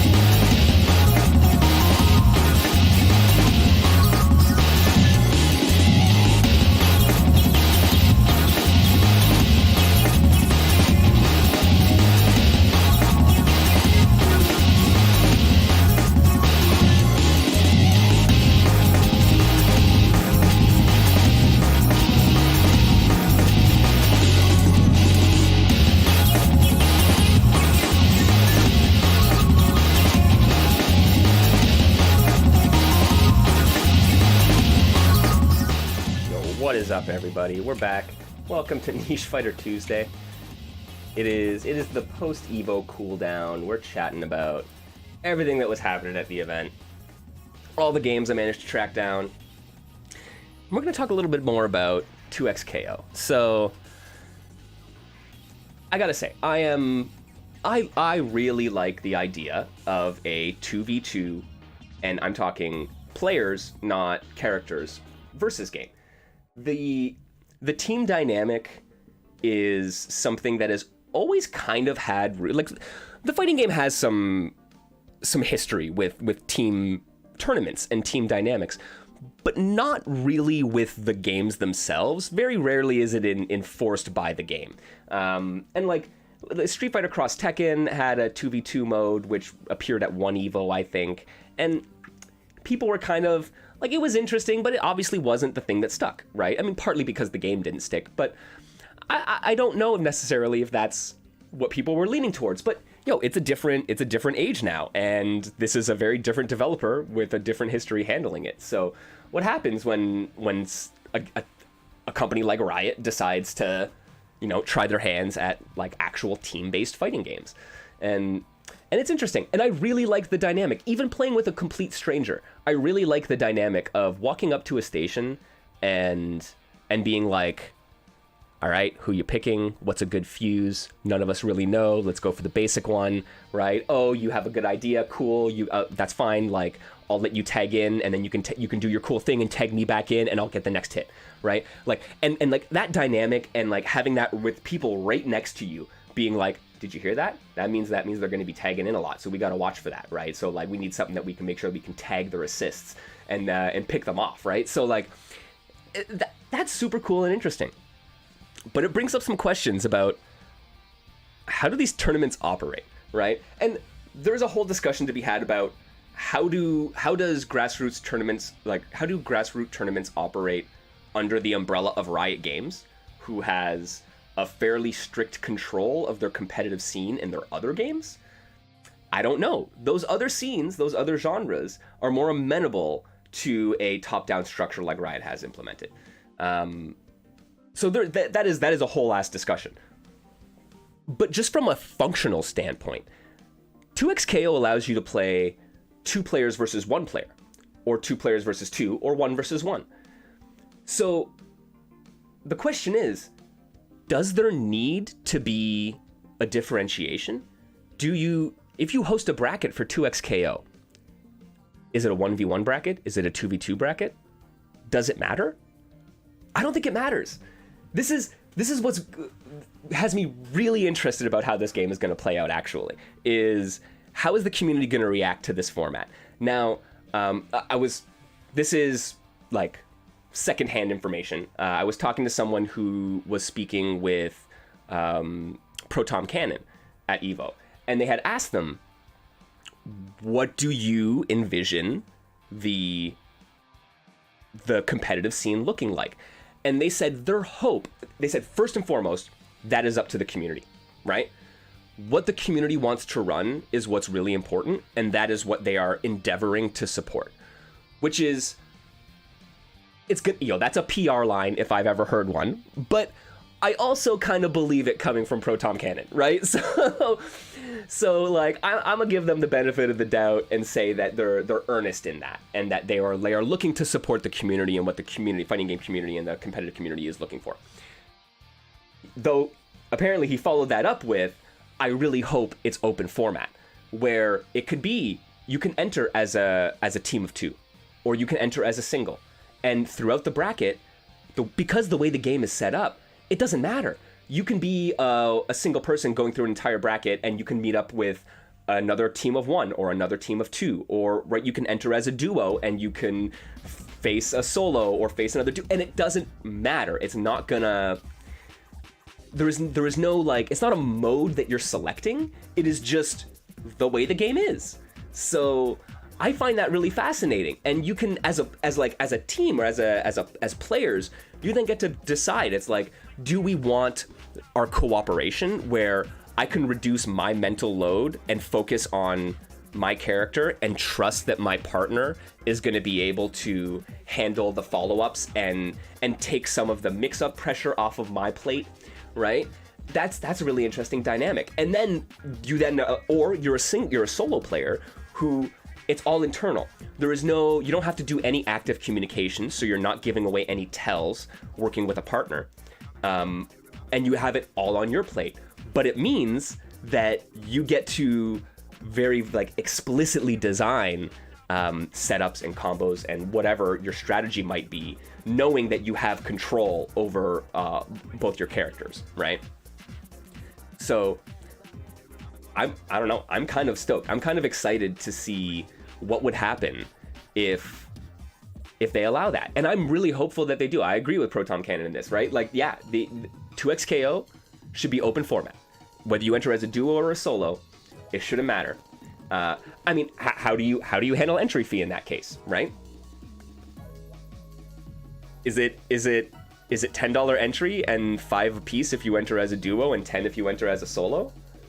Is it $5 entry no matter what? So, right, whether you're duo or solo, you just get to it's interesting, and I'm really curious how people feel about this. So I don't know, anyone in chat, what are your thoughts? Do you guys want to play with another player? I mean, I'm intrigued in that dynamic, right? I would love to see how does that change how the game plays, right? How does it change? How does the game play differently because you have two people on a single team? Yeah. Right, League was the reason why you don't do team gameplay anymore. And that's the other side of it, right? So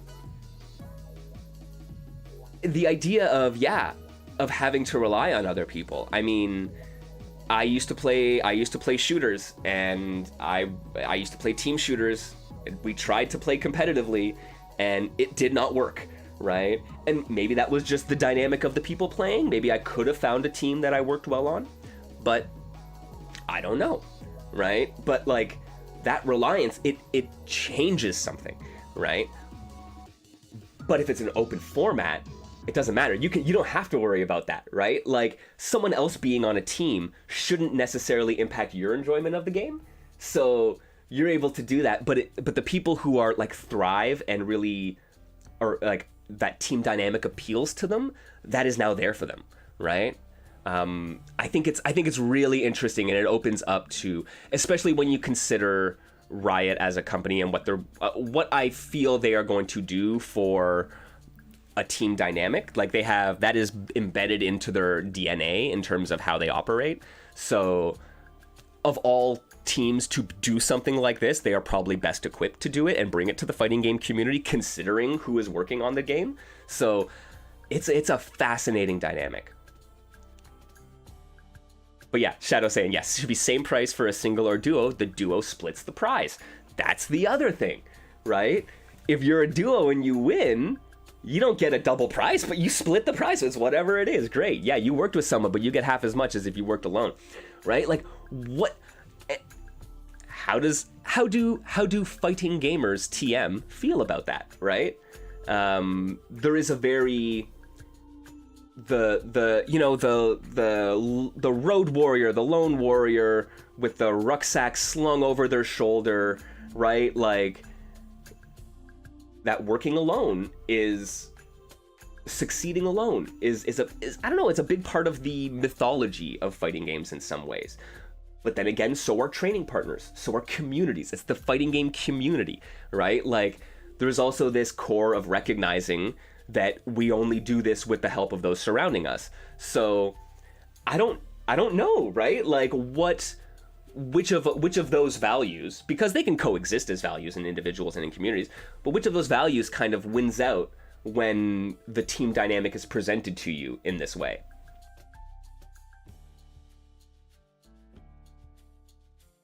Yes, thank you.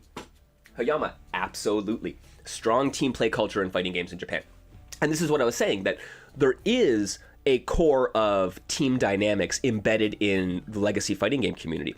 In the last 10 years, I feel like, especially in North America, that we have lost a lot of the team dynamic, the team tournaments. I remember every major, right, in the 2010s, every major that I was at had a Friday that wasn't the regular brackets. It was the team tournaments.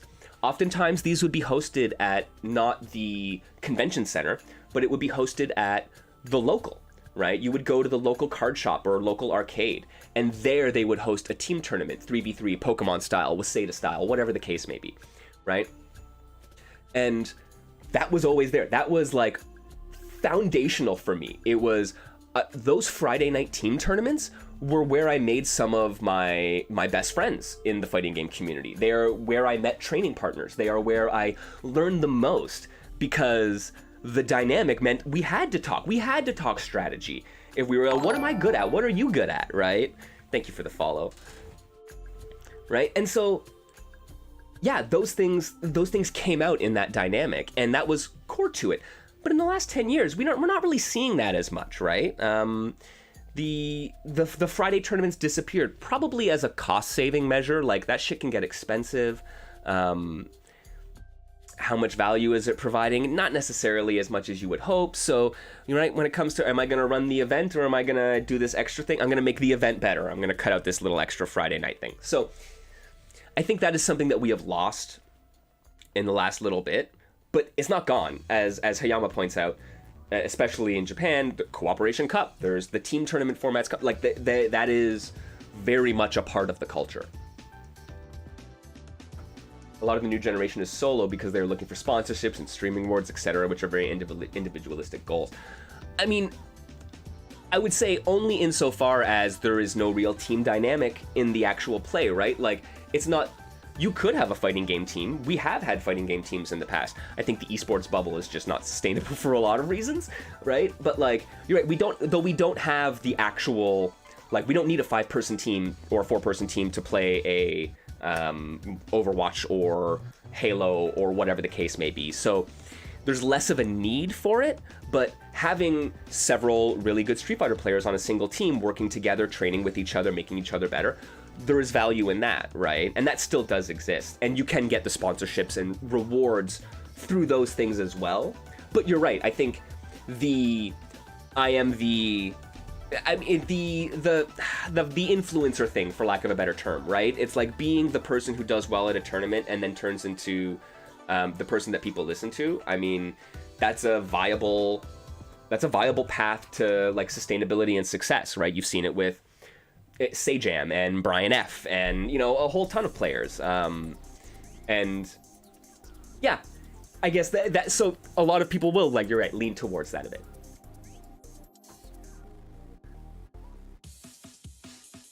Ooh, that's interesting. That's very interesting, Hayama.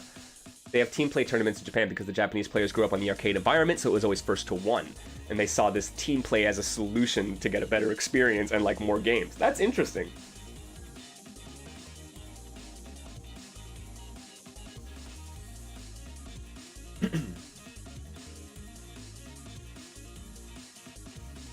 Lord help you, you're installing multiverses. Yo. My prayers are with you.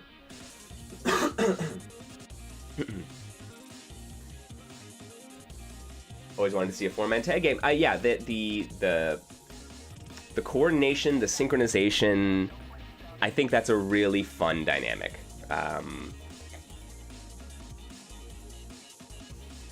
So I'm excited that a team with a history of understanding team dynamics is applying it to fighting games, and then they have brought in people who have a great understanding of fighting games in order to execute on that vision, right? It's like, I'm not a League player. I'm not a Valorant player. I'm not a Riot Games fan, but, like, they are being very, very smart with how they have decided to enter this sphere.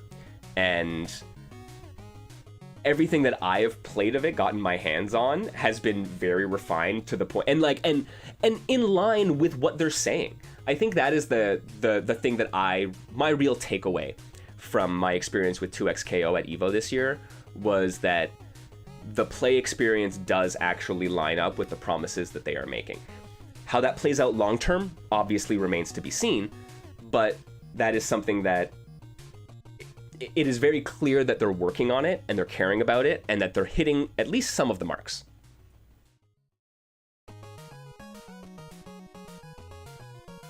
Oh my god.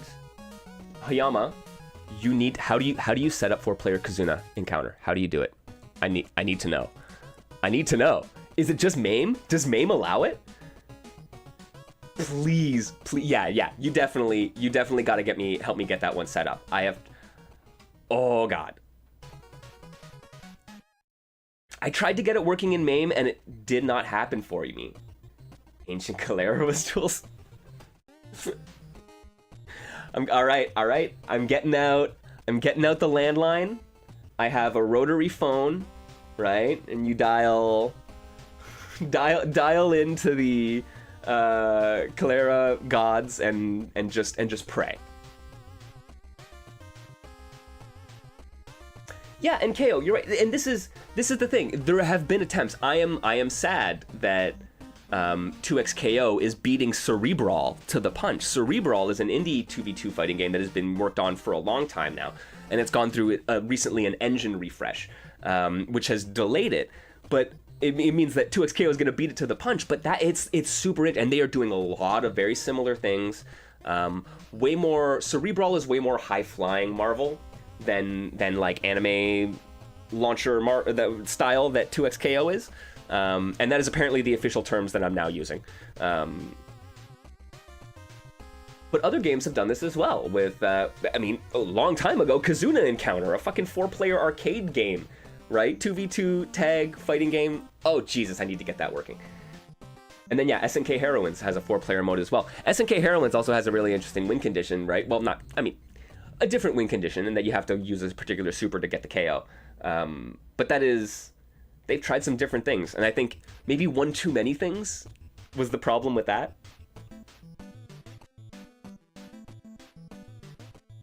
Oh, really? I didn't know Akadenza had it.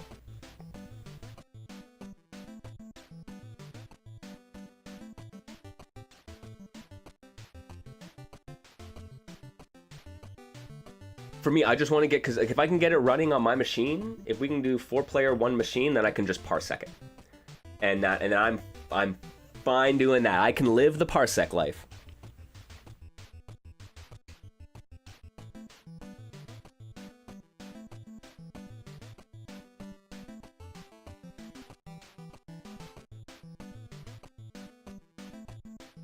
All right. Well, okay, really? I'm living the parsec life too. Yes, I know. I'm hopeful that that Heatwave. I gotta look into the itch.io gifting options, actually. I think you can gift through itch. Oh yeah, parsec, it's essential, man.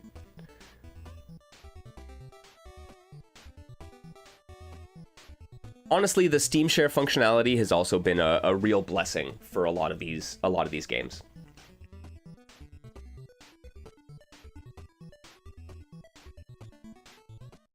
Yeah, I'm sure you can. Fair enough. No one. I know. Nobody wants to load itch. It's so sad. I find itch.io to be a pretty good platform personally. So, but I understand it's another platform. So I get it.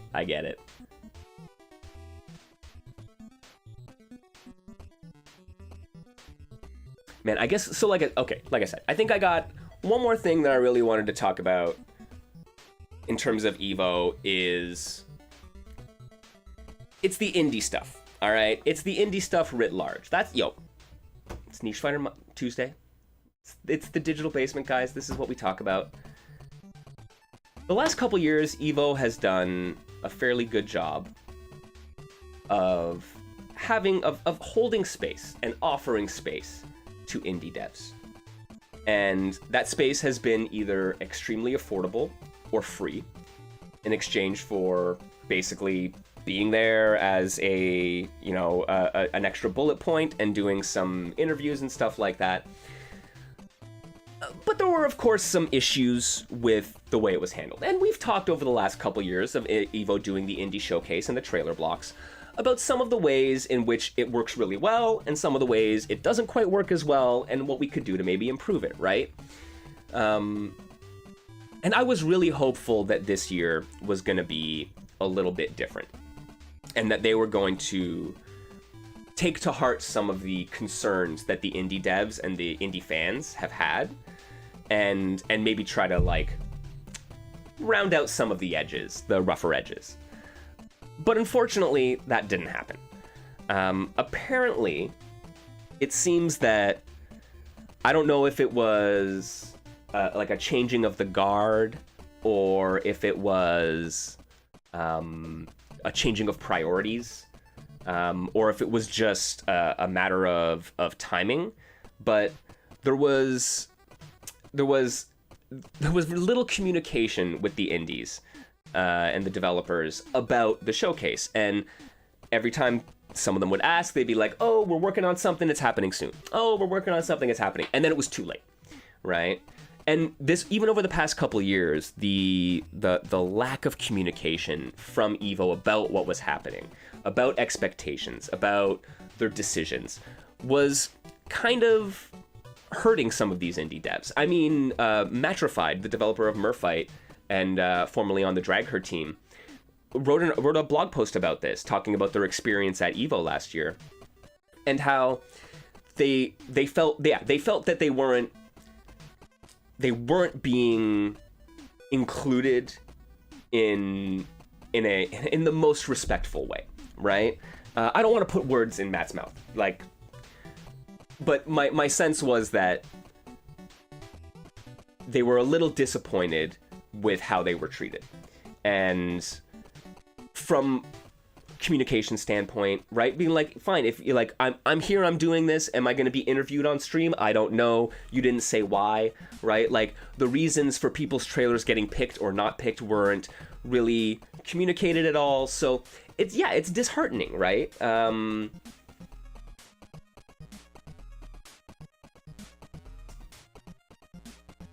So yeah, it is hard. Yeah, you've seen it way back in the 2014 community voting thing, right? It hurts, right? And that's the thing. And it's like, look, that's kind of my worry, is that, like, I worry that maybe EVO saw some of the response to the indie stuff and saw some of the criticism and were like, do we really need to do it then? Instead of how can we improve on it, right? And so maybe if it was perceived as too negative, maybe that's the direction they went. But I think these are fair criticisms that people are having about the experience, right? Like, fine, don't pick my game, but, like, why? What are you actually looking for so we can provide you with the thing that you want, right? Like, was it a matter of my game isn't interesting? Was it a matter of it doesn't fit with your vibe? Was it a matter of the trailer wasn't good enough? Was it a matter of I didn't have enough promotional materials, right? Like, there's all these questions that are just, and we're left with very few answers, right? And then so this year there was lack of communication leading up to it, and then nothing really materialized, right? And there were some indies who I think got maybe some discounts in order to get their stuff set up right at the very end of the game, where EVO was like, hey, can we, like, figure something out here? And so some of them managed to get in there, which was nice. It was at least you're there. But, like, that's always the big question for these developers, right? Like, how much value are you getting out of spending possibly thousands of dollars on a booth at EVO for 10,000 people coming through the venue over 3 days, right? Or 4 days. Would you be better off spending those thousands of dollars on a booth at PAX, which will get you hundreds of thousands of people coming over 5 days, right? That might be more worth it to you. It's not a fighting game, but there are all these questions about what kind of value is this providing? What kind of value is this space providing for developers? What is it providing for EVO? And what is it providing for the community? Right? These are, anytime you do something like, anytime you put on an event, anytime you host something, anytime you provide space for a community, these are the questions you have to ask, right? How does it benefit the promoter, the middleman, and the end user, right? Event organizer, developer showcasing there, community members attending. There are always those three concerns when we're doing something in the fighting game community. So what does the indie Evo space provide, right? And I think in theory for Evo, it is broad community appeal. It is part of the way that they put their stamp on being we are a big community support, we are a big tent. We have our main games, we also have these other games. The side games are important, right? It's why they do Vortex Gallery and Amiibo previously, right? It's the reason they do the community events, they do the side events, and they do as many events as possible and host BYOC areas, all these things. So that is part of what, like, the requirement for Evo, right? Also, they're a business and they gotta pay to have that space. So they also need to be able to make that space that they're providing sustainable, which apparently means several $1,000s sometimes, right? The community. For me, like I said, I think I got a lot, even with like nothing actually done, with no organization for indie stuff explicitly on the part of Evo this year. I still had a good experience with indies, right? I was still able to go to the Evo Arcade and check out the X Arcadia stuff. I was still able to go to a couple small booths and try out some games and check out some art from these developers. I was still able to go to the BYOC area and play in these side tournaments and check out these games being showcased by devs, right? So there was value for me there, but like I think reasonably, with a reasonably extra amount of reasonable extra amount of effort, you could do something really, really cool that would provide way more value for the community, but more importantly, more value for the developers there who are showcasing, right? Because that's the other part of it. So how do the developers who are showcasing there get value out of this, right? And part of it is building brand. Part of it is getting feedback on their game, right? These are things that you can do. Part of it is being able to, show you're part of the community. It's making connections with other developers. Like, that is a big part of why you do this, right? Like, say for example, right? I went and I hosted an Artist Alley booth at Toryuken earlier on, like last month, right? What was the value for me, right? I spent, right, a couple $100 on the table. I spent whatever it cost me on my merch. It spent my time, right? It cost me my time to be there. I basically broke even on that with what I had sold, but the value I got was far greater than zero, right? Because the value I got was communicating with other artists, networking with them, finding out what works for them at artist alleys, what kind of places they get their stuff printed at, or what kind of resources they use, right? What are some good tips and tricks about doing this to cut down costs and to get more sales, right? I got to meet a bunch of people who I got to, get my brand out there. I got to tell people about my magazine and, got some Twitter followers. I got to chat with people who develop games while I was there. These are all things that provide me value as an exhibitor, right? And the same applies to developers who are showcasing their game at Evo. Unfortunately, I did not get to see the Terradrome folks or the Elemental Rift folks either. They also had a booth, but were not able to showcase their game because they had an Artist Alley booth, not an exhibitor booth, right? Which are different prices, right? It costs more for an exhibitor booth, which they then allow you to showcase your game at, right? And I think they did provide like special dispensation. I would say, yeah. So what Evo did do is provide special dispensation to a handful of developers to showcase their games in the BYOC area, which usually they would have had to get a booth to do. And my understanding is that in previous years, those booths were, I don't know if they were free or heavily subsidized, but they were made way more attainable for developers. And then this year, that wasn't really on offer. So they did end up getting some space at the end of the day, which is nice, but there's nothing you can rally around. There's no reliability. You are rolling the dice as a developer going there, or as a fan of these indie games going there, saying, how many am I gonna get? Am I gonna get to see the Terradrome people or Elemental Rift? I don't know, right? They might not be there. I got lucky, and several devs that I knew were there showcasing, and several new devs that I have now made contact with were there showcasing, and I was able to check that stuff out. I got to meet Joe Dev and play Hyper Fight 2. That was really amazing, right? Like, I wasn't expecting that, and then I got a great little bonus. But could you imagine going there as a developer and end up being the only one? Right? Like, it's hard to justify that, right? So with a couple little changes, it can go a long way. There was a thing going on on the EVO show floor, which they did a lot more of community groups streaming from the show floor. So Maximilian was there with the Yo Video Games crew, and they were doing a watch party, and they were streaming from the show floor and doing live commentary in the venue, and that was super cool and interesting, and it had its own vibe compared to the other stages, right? But moreover, there were streams happening from the Marvel vs. Capcom collection booth, where all weekend long they were streaming from there. From the 2XKO booth, they were doing exclusives, play with the developers and check this out on stream, right? From all these different booths, they were streaming from the show floor. Now imagine an indie booth where we could host 5, 8, 10 stations of different games, and we could stream them from the show floor. We could do interviews with developers. We could provide challenges for people at the show floor to win prizes from our wonderful artists who work on these games and have various merch for them. We could do developer interviews where we could go over these games and talk about them and find out about what it's like as an indie dev to be able to produce these. All those things that EVO was trying to do with the community showcase, with the trailers, with the interviews. You could provide the space for a handful of people, and there are more than a handful who would, I know, would be willing, able to, and happy to handle some of that stuff, right?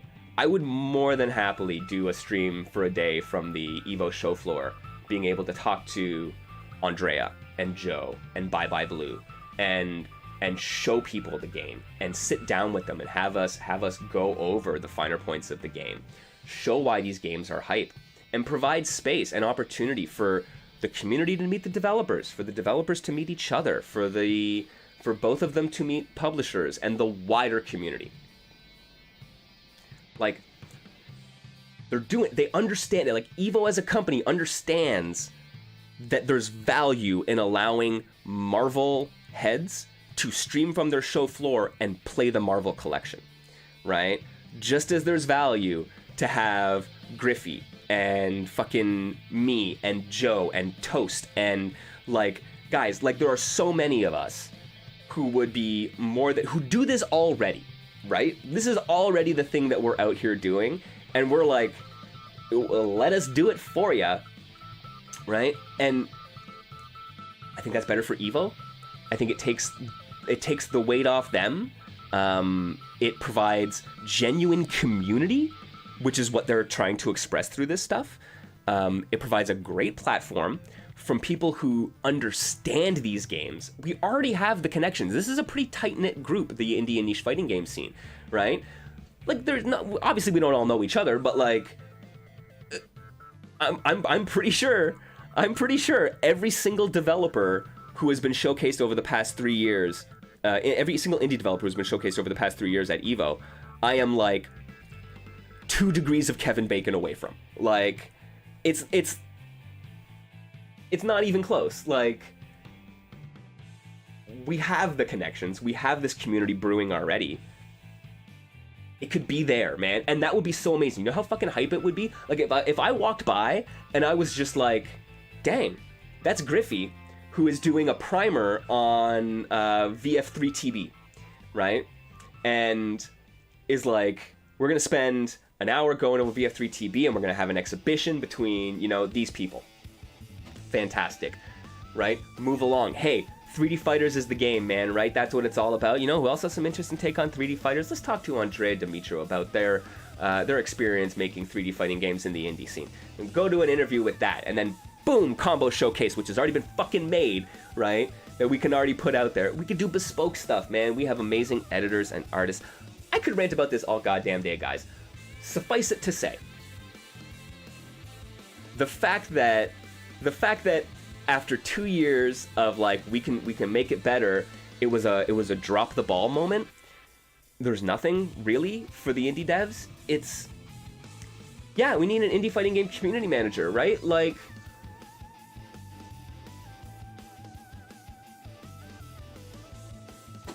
and so this is what I said.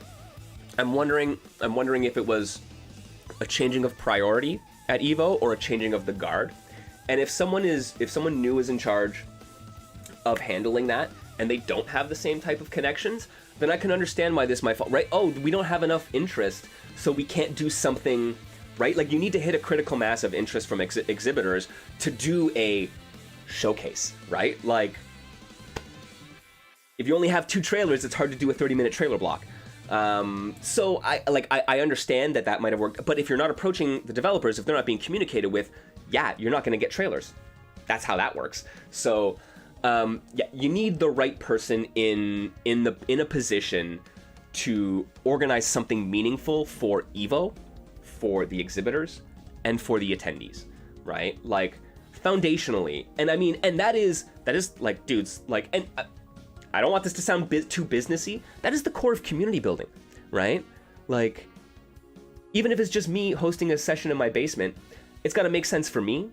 It's got to make sense for the people who are attending, and it's got to make sense for anyone who's in the middle, which in that case is pretty much no one. But like, right? It's like there are always, like, in the community there are multiple parties, and especially on the big stage like Evo, if you can't justify it for one of them, that's a pillar that's holding up that entire the existence of that showcase.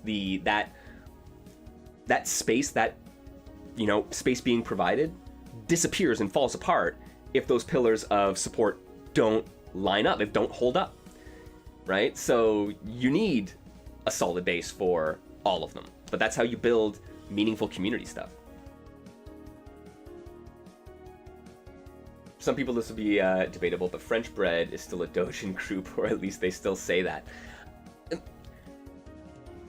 They're bigger than that now, though they do seem to still have that kind of core ethos, right? But like, and that's it. And we do have some bridges, right, from the mainstream fighting game community, the main games, to these side and niche games.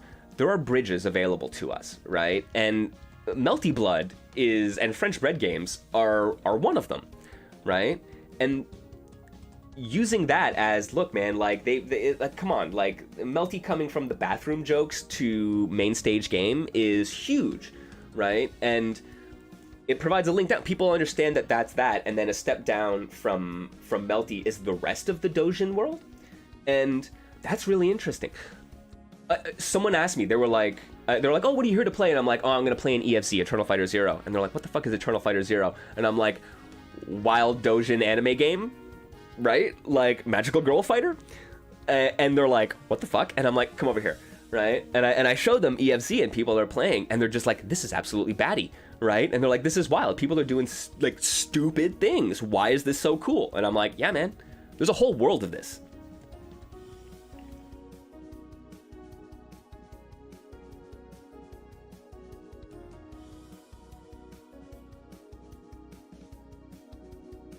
Yo, it was so fun.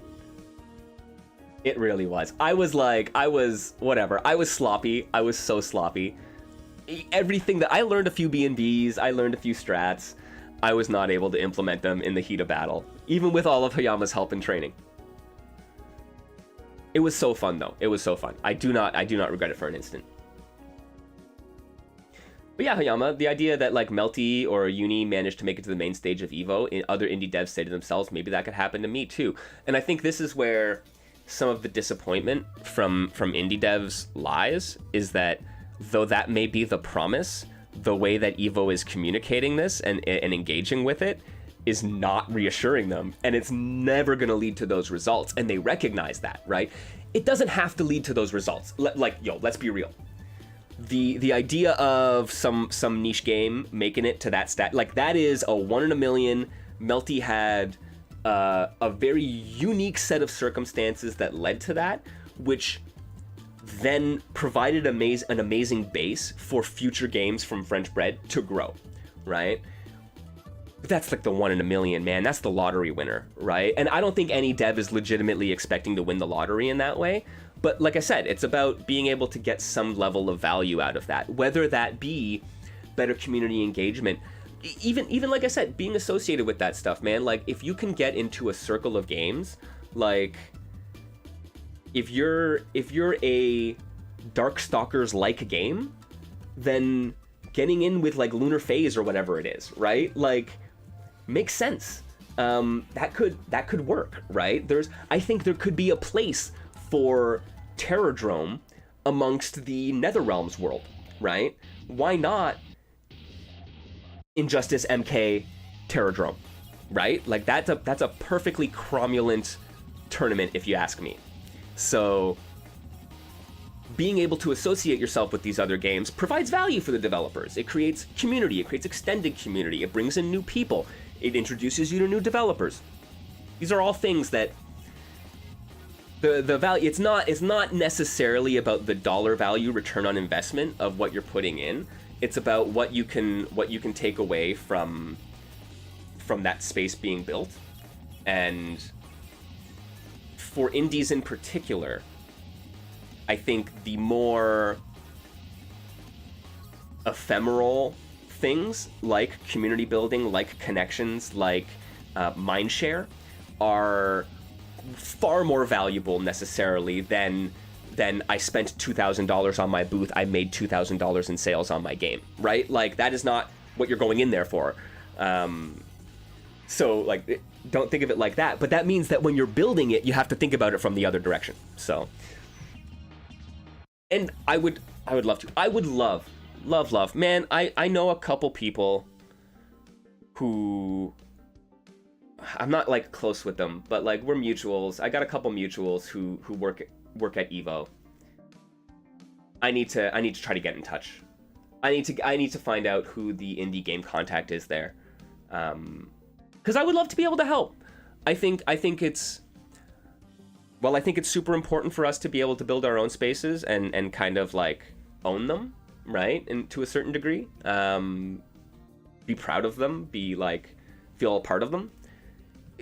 Evo and the larger FGC, it is still part of the FG. That is the reality of it, right? Like, it's part and parcel.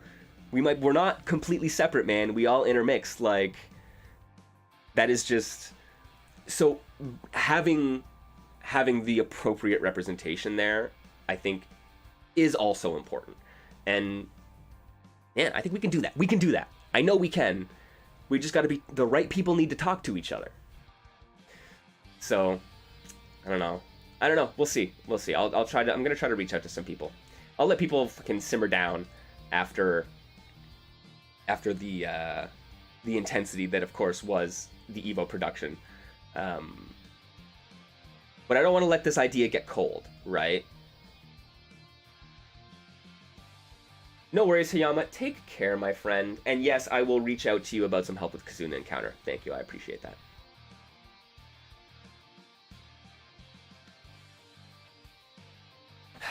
But yeah, so, I mean, all told, I think, like I said, the Evo indie stuff writ large it's a little disappointing, but it just goes to show that I still found a tremendous amount of value as an attendee, as a community member, from going to Evo. Just for the indie stuff alone, that was worth it. Where I got to play Corrupt, I got to play Hyperfight 2, Dojo Masters, Nakura Die by the Blade. Got to play an untitled 3v3 fighting game from the Tough Love Arena dev. Got to play Combo Devils. Got to play Cooking Fist. Got to play Dynamite Bomb Exa. Got to play Axel City 2. Like, these are a lot of games that we talk about and that we find important, and they were all there, readily available. Some that I knew were going to be there, some that were surprises, and something new, something old.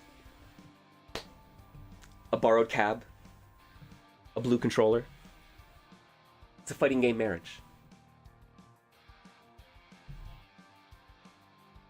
So the fact that even with the just like the kind of I guess the courtesy dispensation to say, here, take the space, it's there. Outside of that, there was really nothing structural for these indie devs to engage with, and they still showed up. And that's a testament to the developers and the scenes and like the communities, like the niche communities' attitudes, that in spite of that, they still showed up. And so I'm going to go over, I got a bunch of footage of some of these games that I'm going to be editing through. I got an interview that I'll be going through. And I might put together a blog post with going over some of the discussions that I had with some of these developers throughout the weekend. And maybe next year we can make it even a little bit better. Maybe at Evo Nice, when Evo's in France, we can get a bunch of the European developers out there. We can get Andrea D, we can get GX Grainsun, and we can get the Frostfire team, and we can get them to Nice and have a proper showcase, right? And this is it. We have indie devs all over the world, and now we're starting to get Evos in more places. Not the Southern Hemisphere, because apparently Evo doesn't believe the Southern Hemisphere exists. But we're getting more Evos throughout the world, and having developers from Southeast Asia being able to show off their indie games, and developers from all over Europe being able to localize, and maybe eventually South America, because hot damn, some of those folks deserve some screen time too, right? So why not, right? We had a bunch of American devs coming out and showing off their stuff this time. Like, this is part of the beauty. It's why Evo is doing all of these regional ones now. And there is a little bit of Indian niche in every one of those. To think about having a Evo Latin America with proper UMK3 representation and proper KOF representation and all the different SNK games, which are huge down there, right? Europe, with its Vampire Savior community and its Third Strike community, has games that could be mainstay games that are otherwise niche in a lot of respects, right?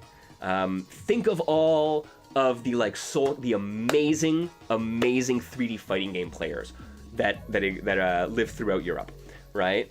So many amazing opportunities for Soul Calibur or DOA or VF, right? Like, oh geez. And for that to be complemented by like the 3D fighters of Andrea D, how great would that be?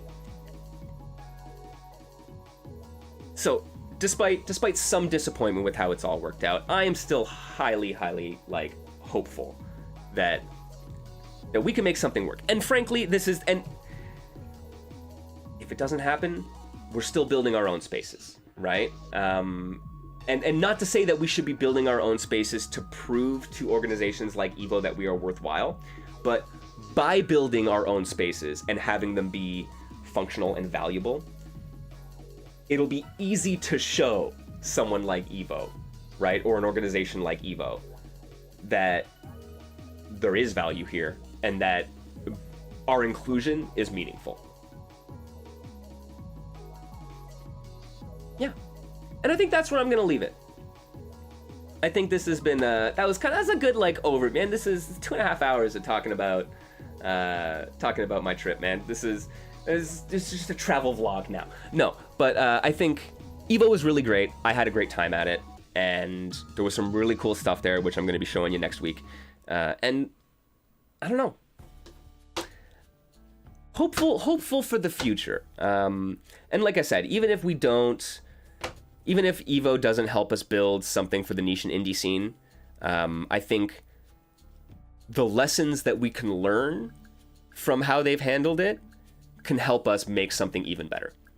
And that's what my plan is. That is what I want to do. That's what I've always been doing here in the Digital Basement. And so, honestly, stuff like this gives me some real drive and inspiration to take bigger leaps with what I'm trying to do here in terms of building community and creating discussions. So that's the plan. And thank you all for joining me on the adventure. Guys, I am still pretty exhausted, so I'm going to be calling it. I'm going to go rest my voice, and I'm going to go just just recover from a long trip. But thank you, as always, for joining me here in the digital basement. I appreciate it. Remember, everyone, if you happen to have those Twitch bucks, if you happen to have that Prime sub on deck, I'd appreciate the support. All of the follows and all of the subs, they always help us keep the lights on here in the basement and do more cool stuff, like I said. And I'm going to be trying to do more and more of it as we go forward here. So if you happen to have a couple bucks in the digital cushion, I'd appreciate if you toss it my way if you're able to. But if not, you know what? Just keep joining us here, man. Join us in the Discord. Join us here in chat. Make the community a better place, and yeah, I'm always happy to chat. Anyways, stay safe out there, everybody. Be nice to each other. Be nice to yourselves, and I will see you next time here in the digital basement. Adios.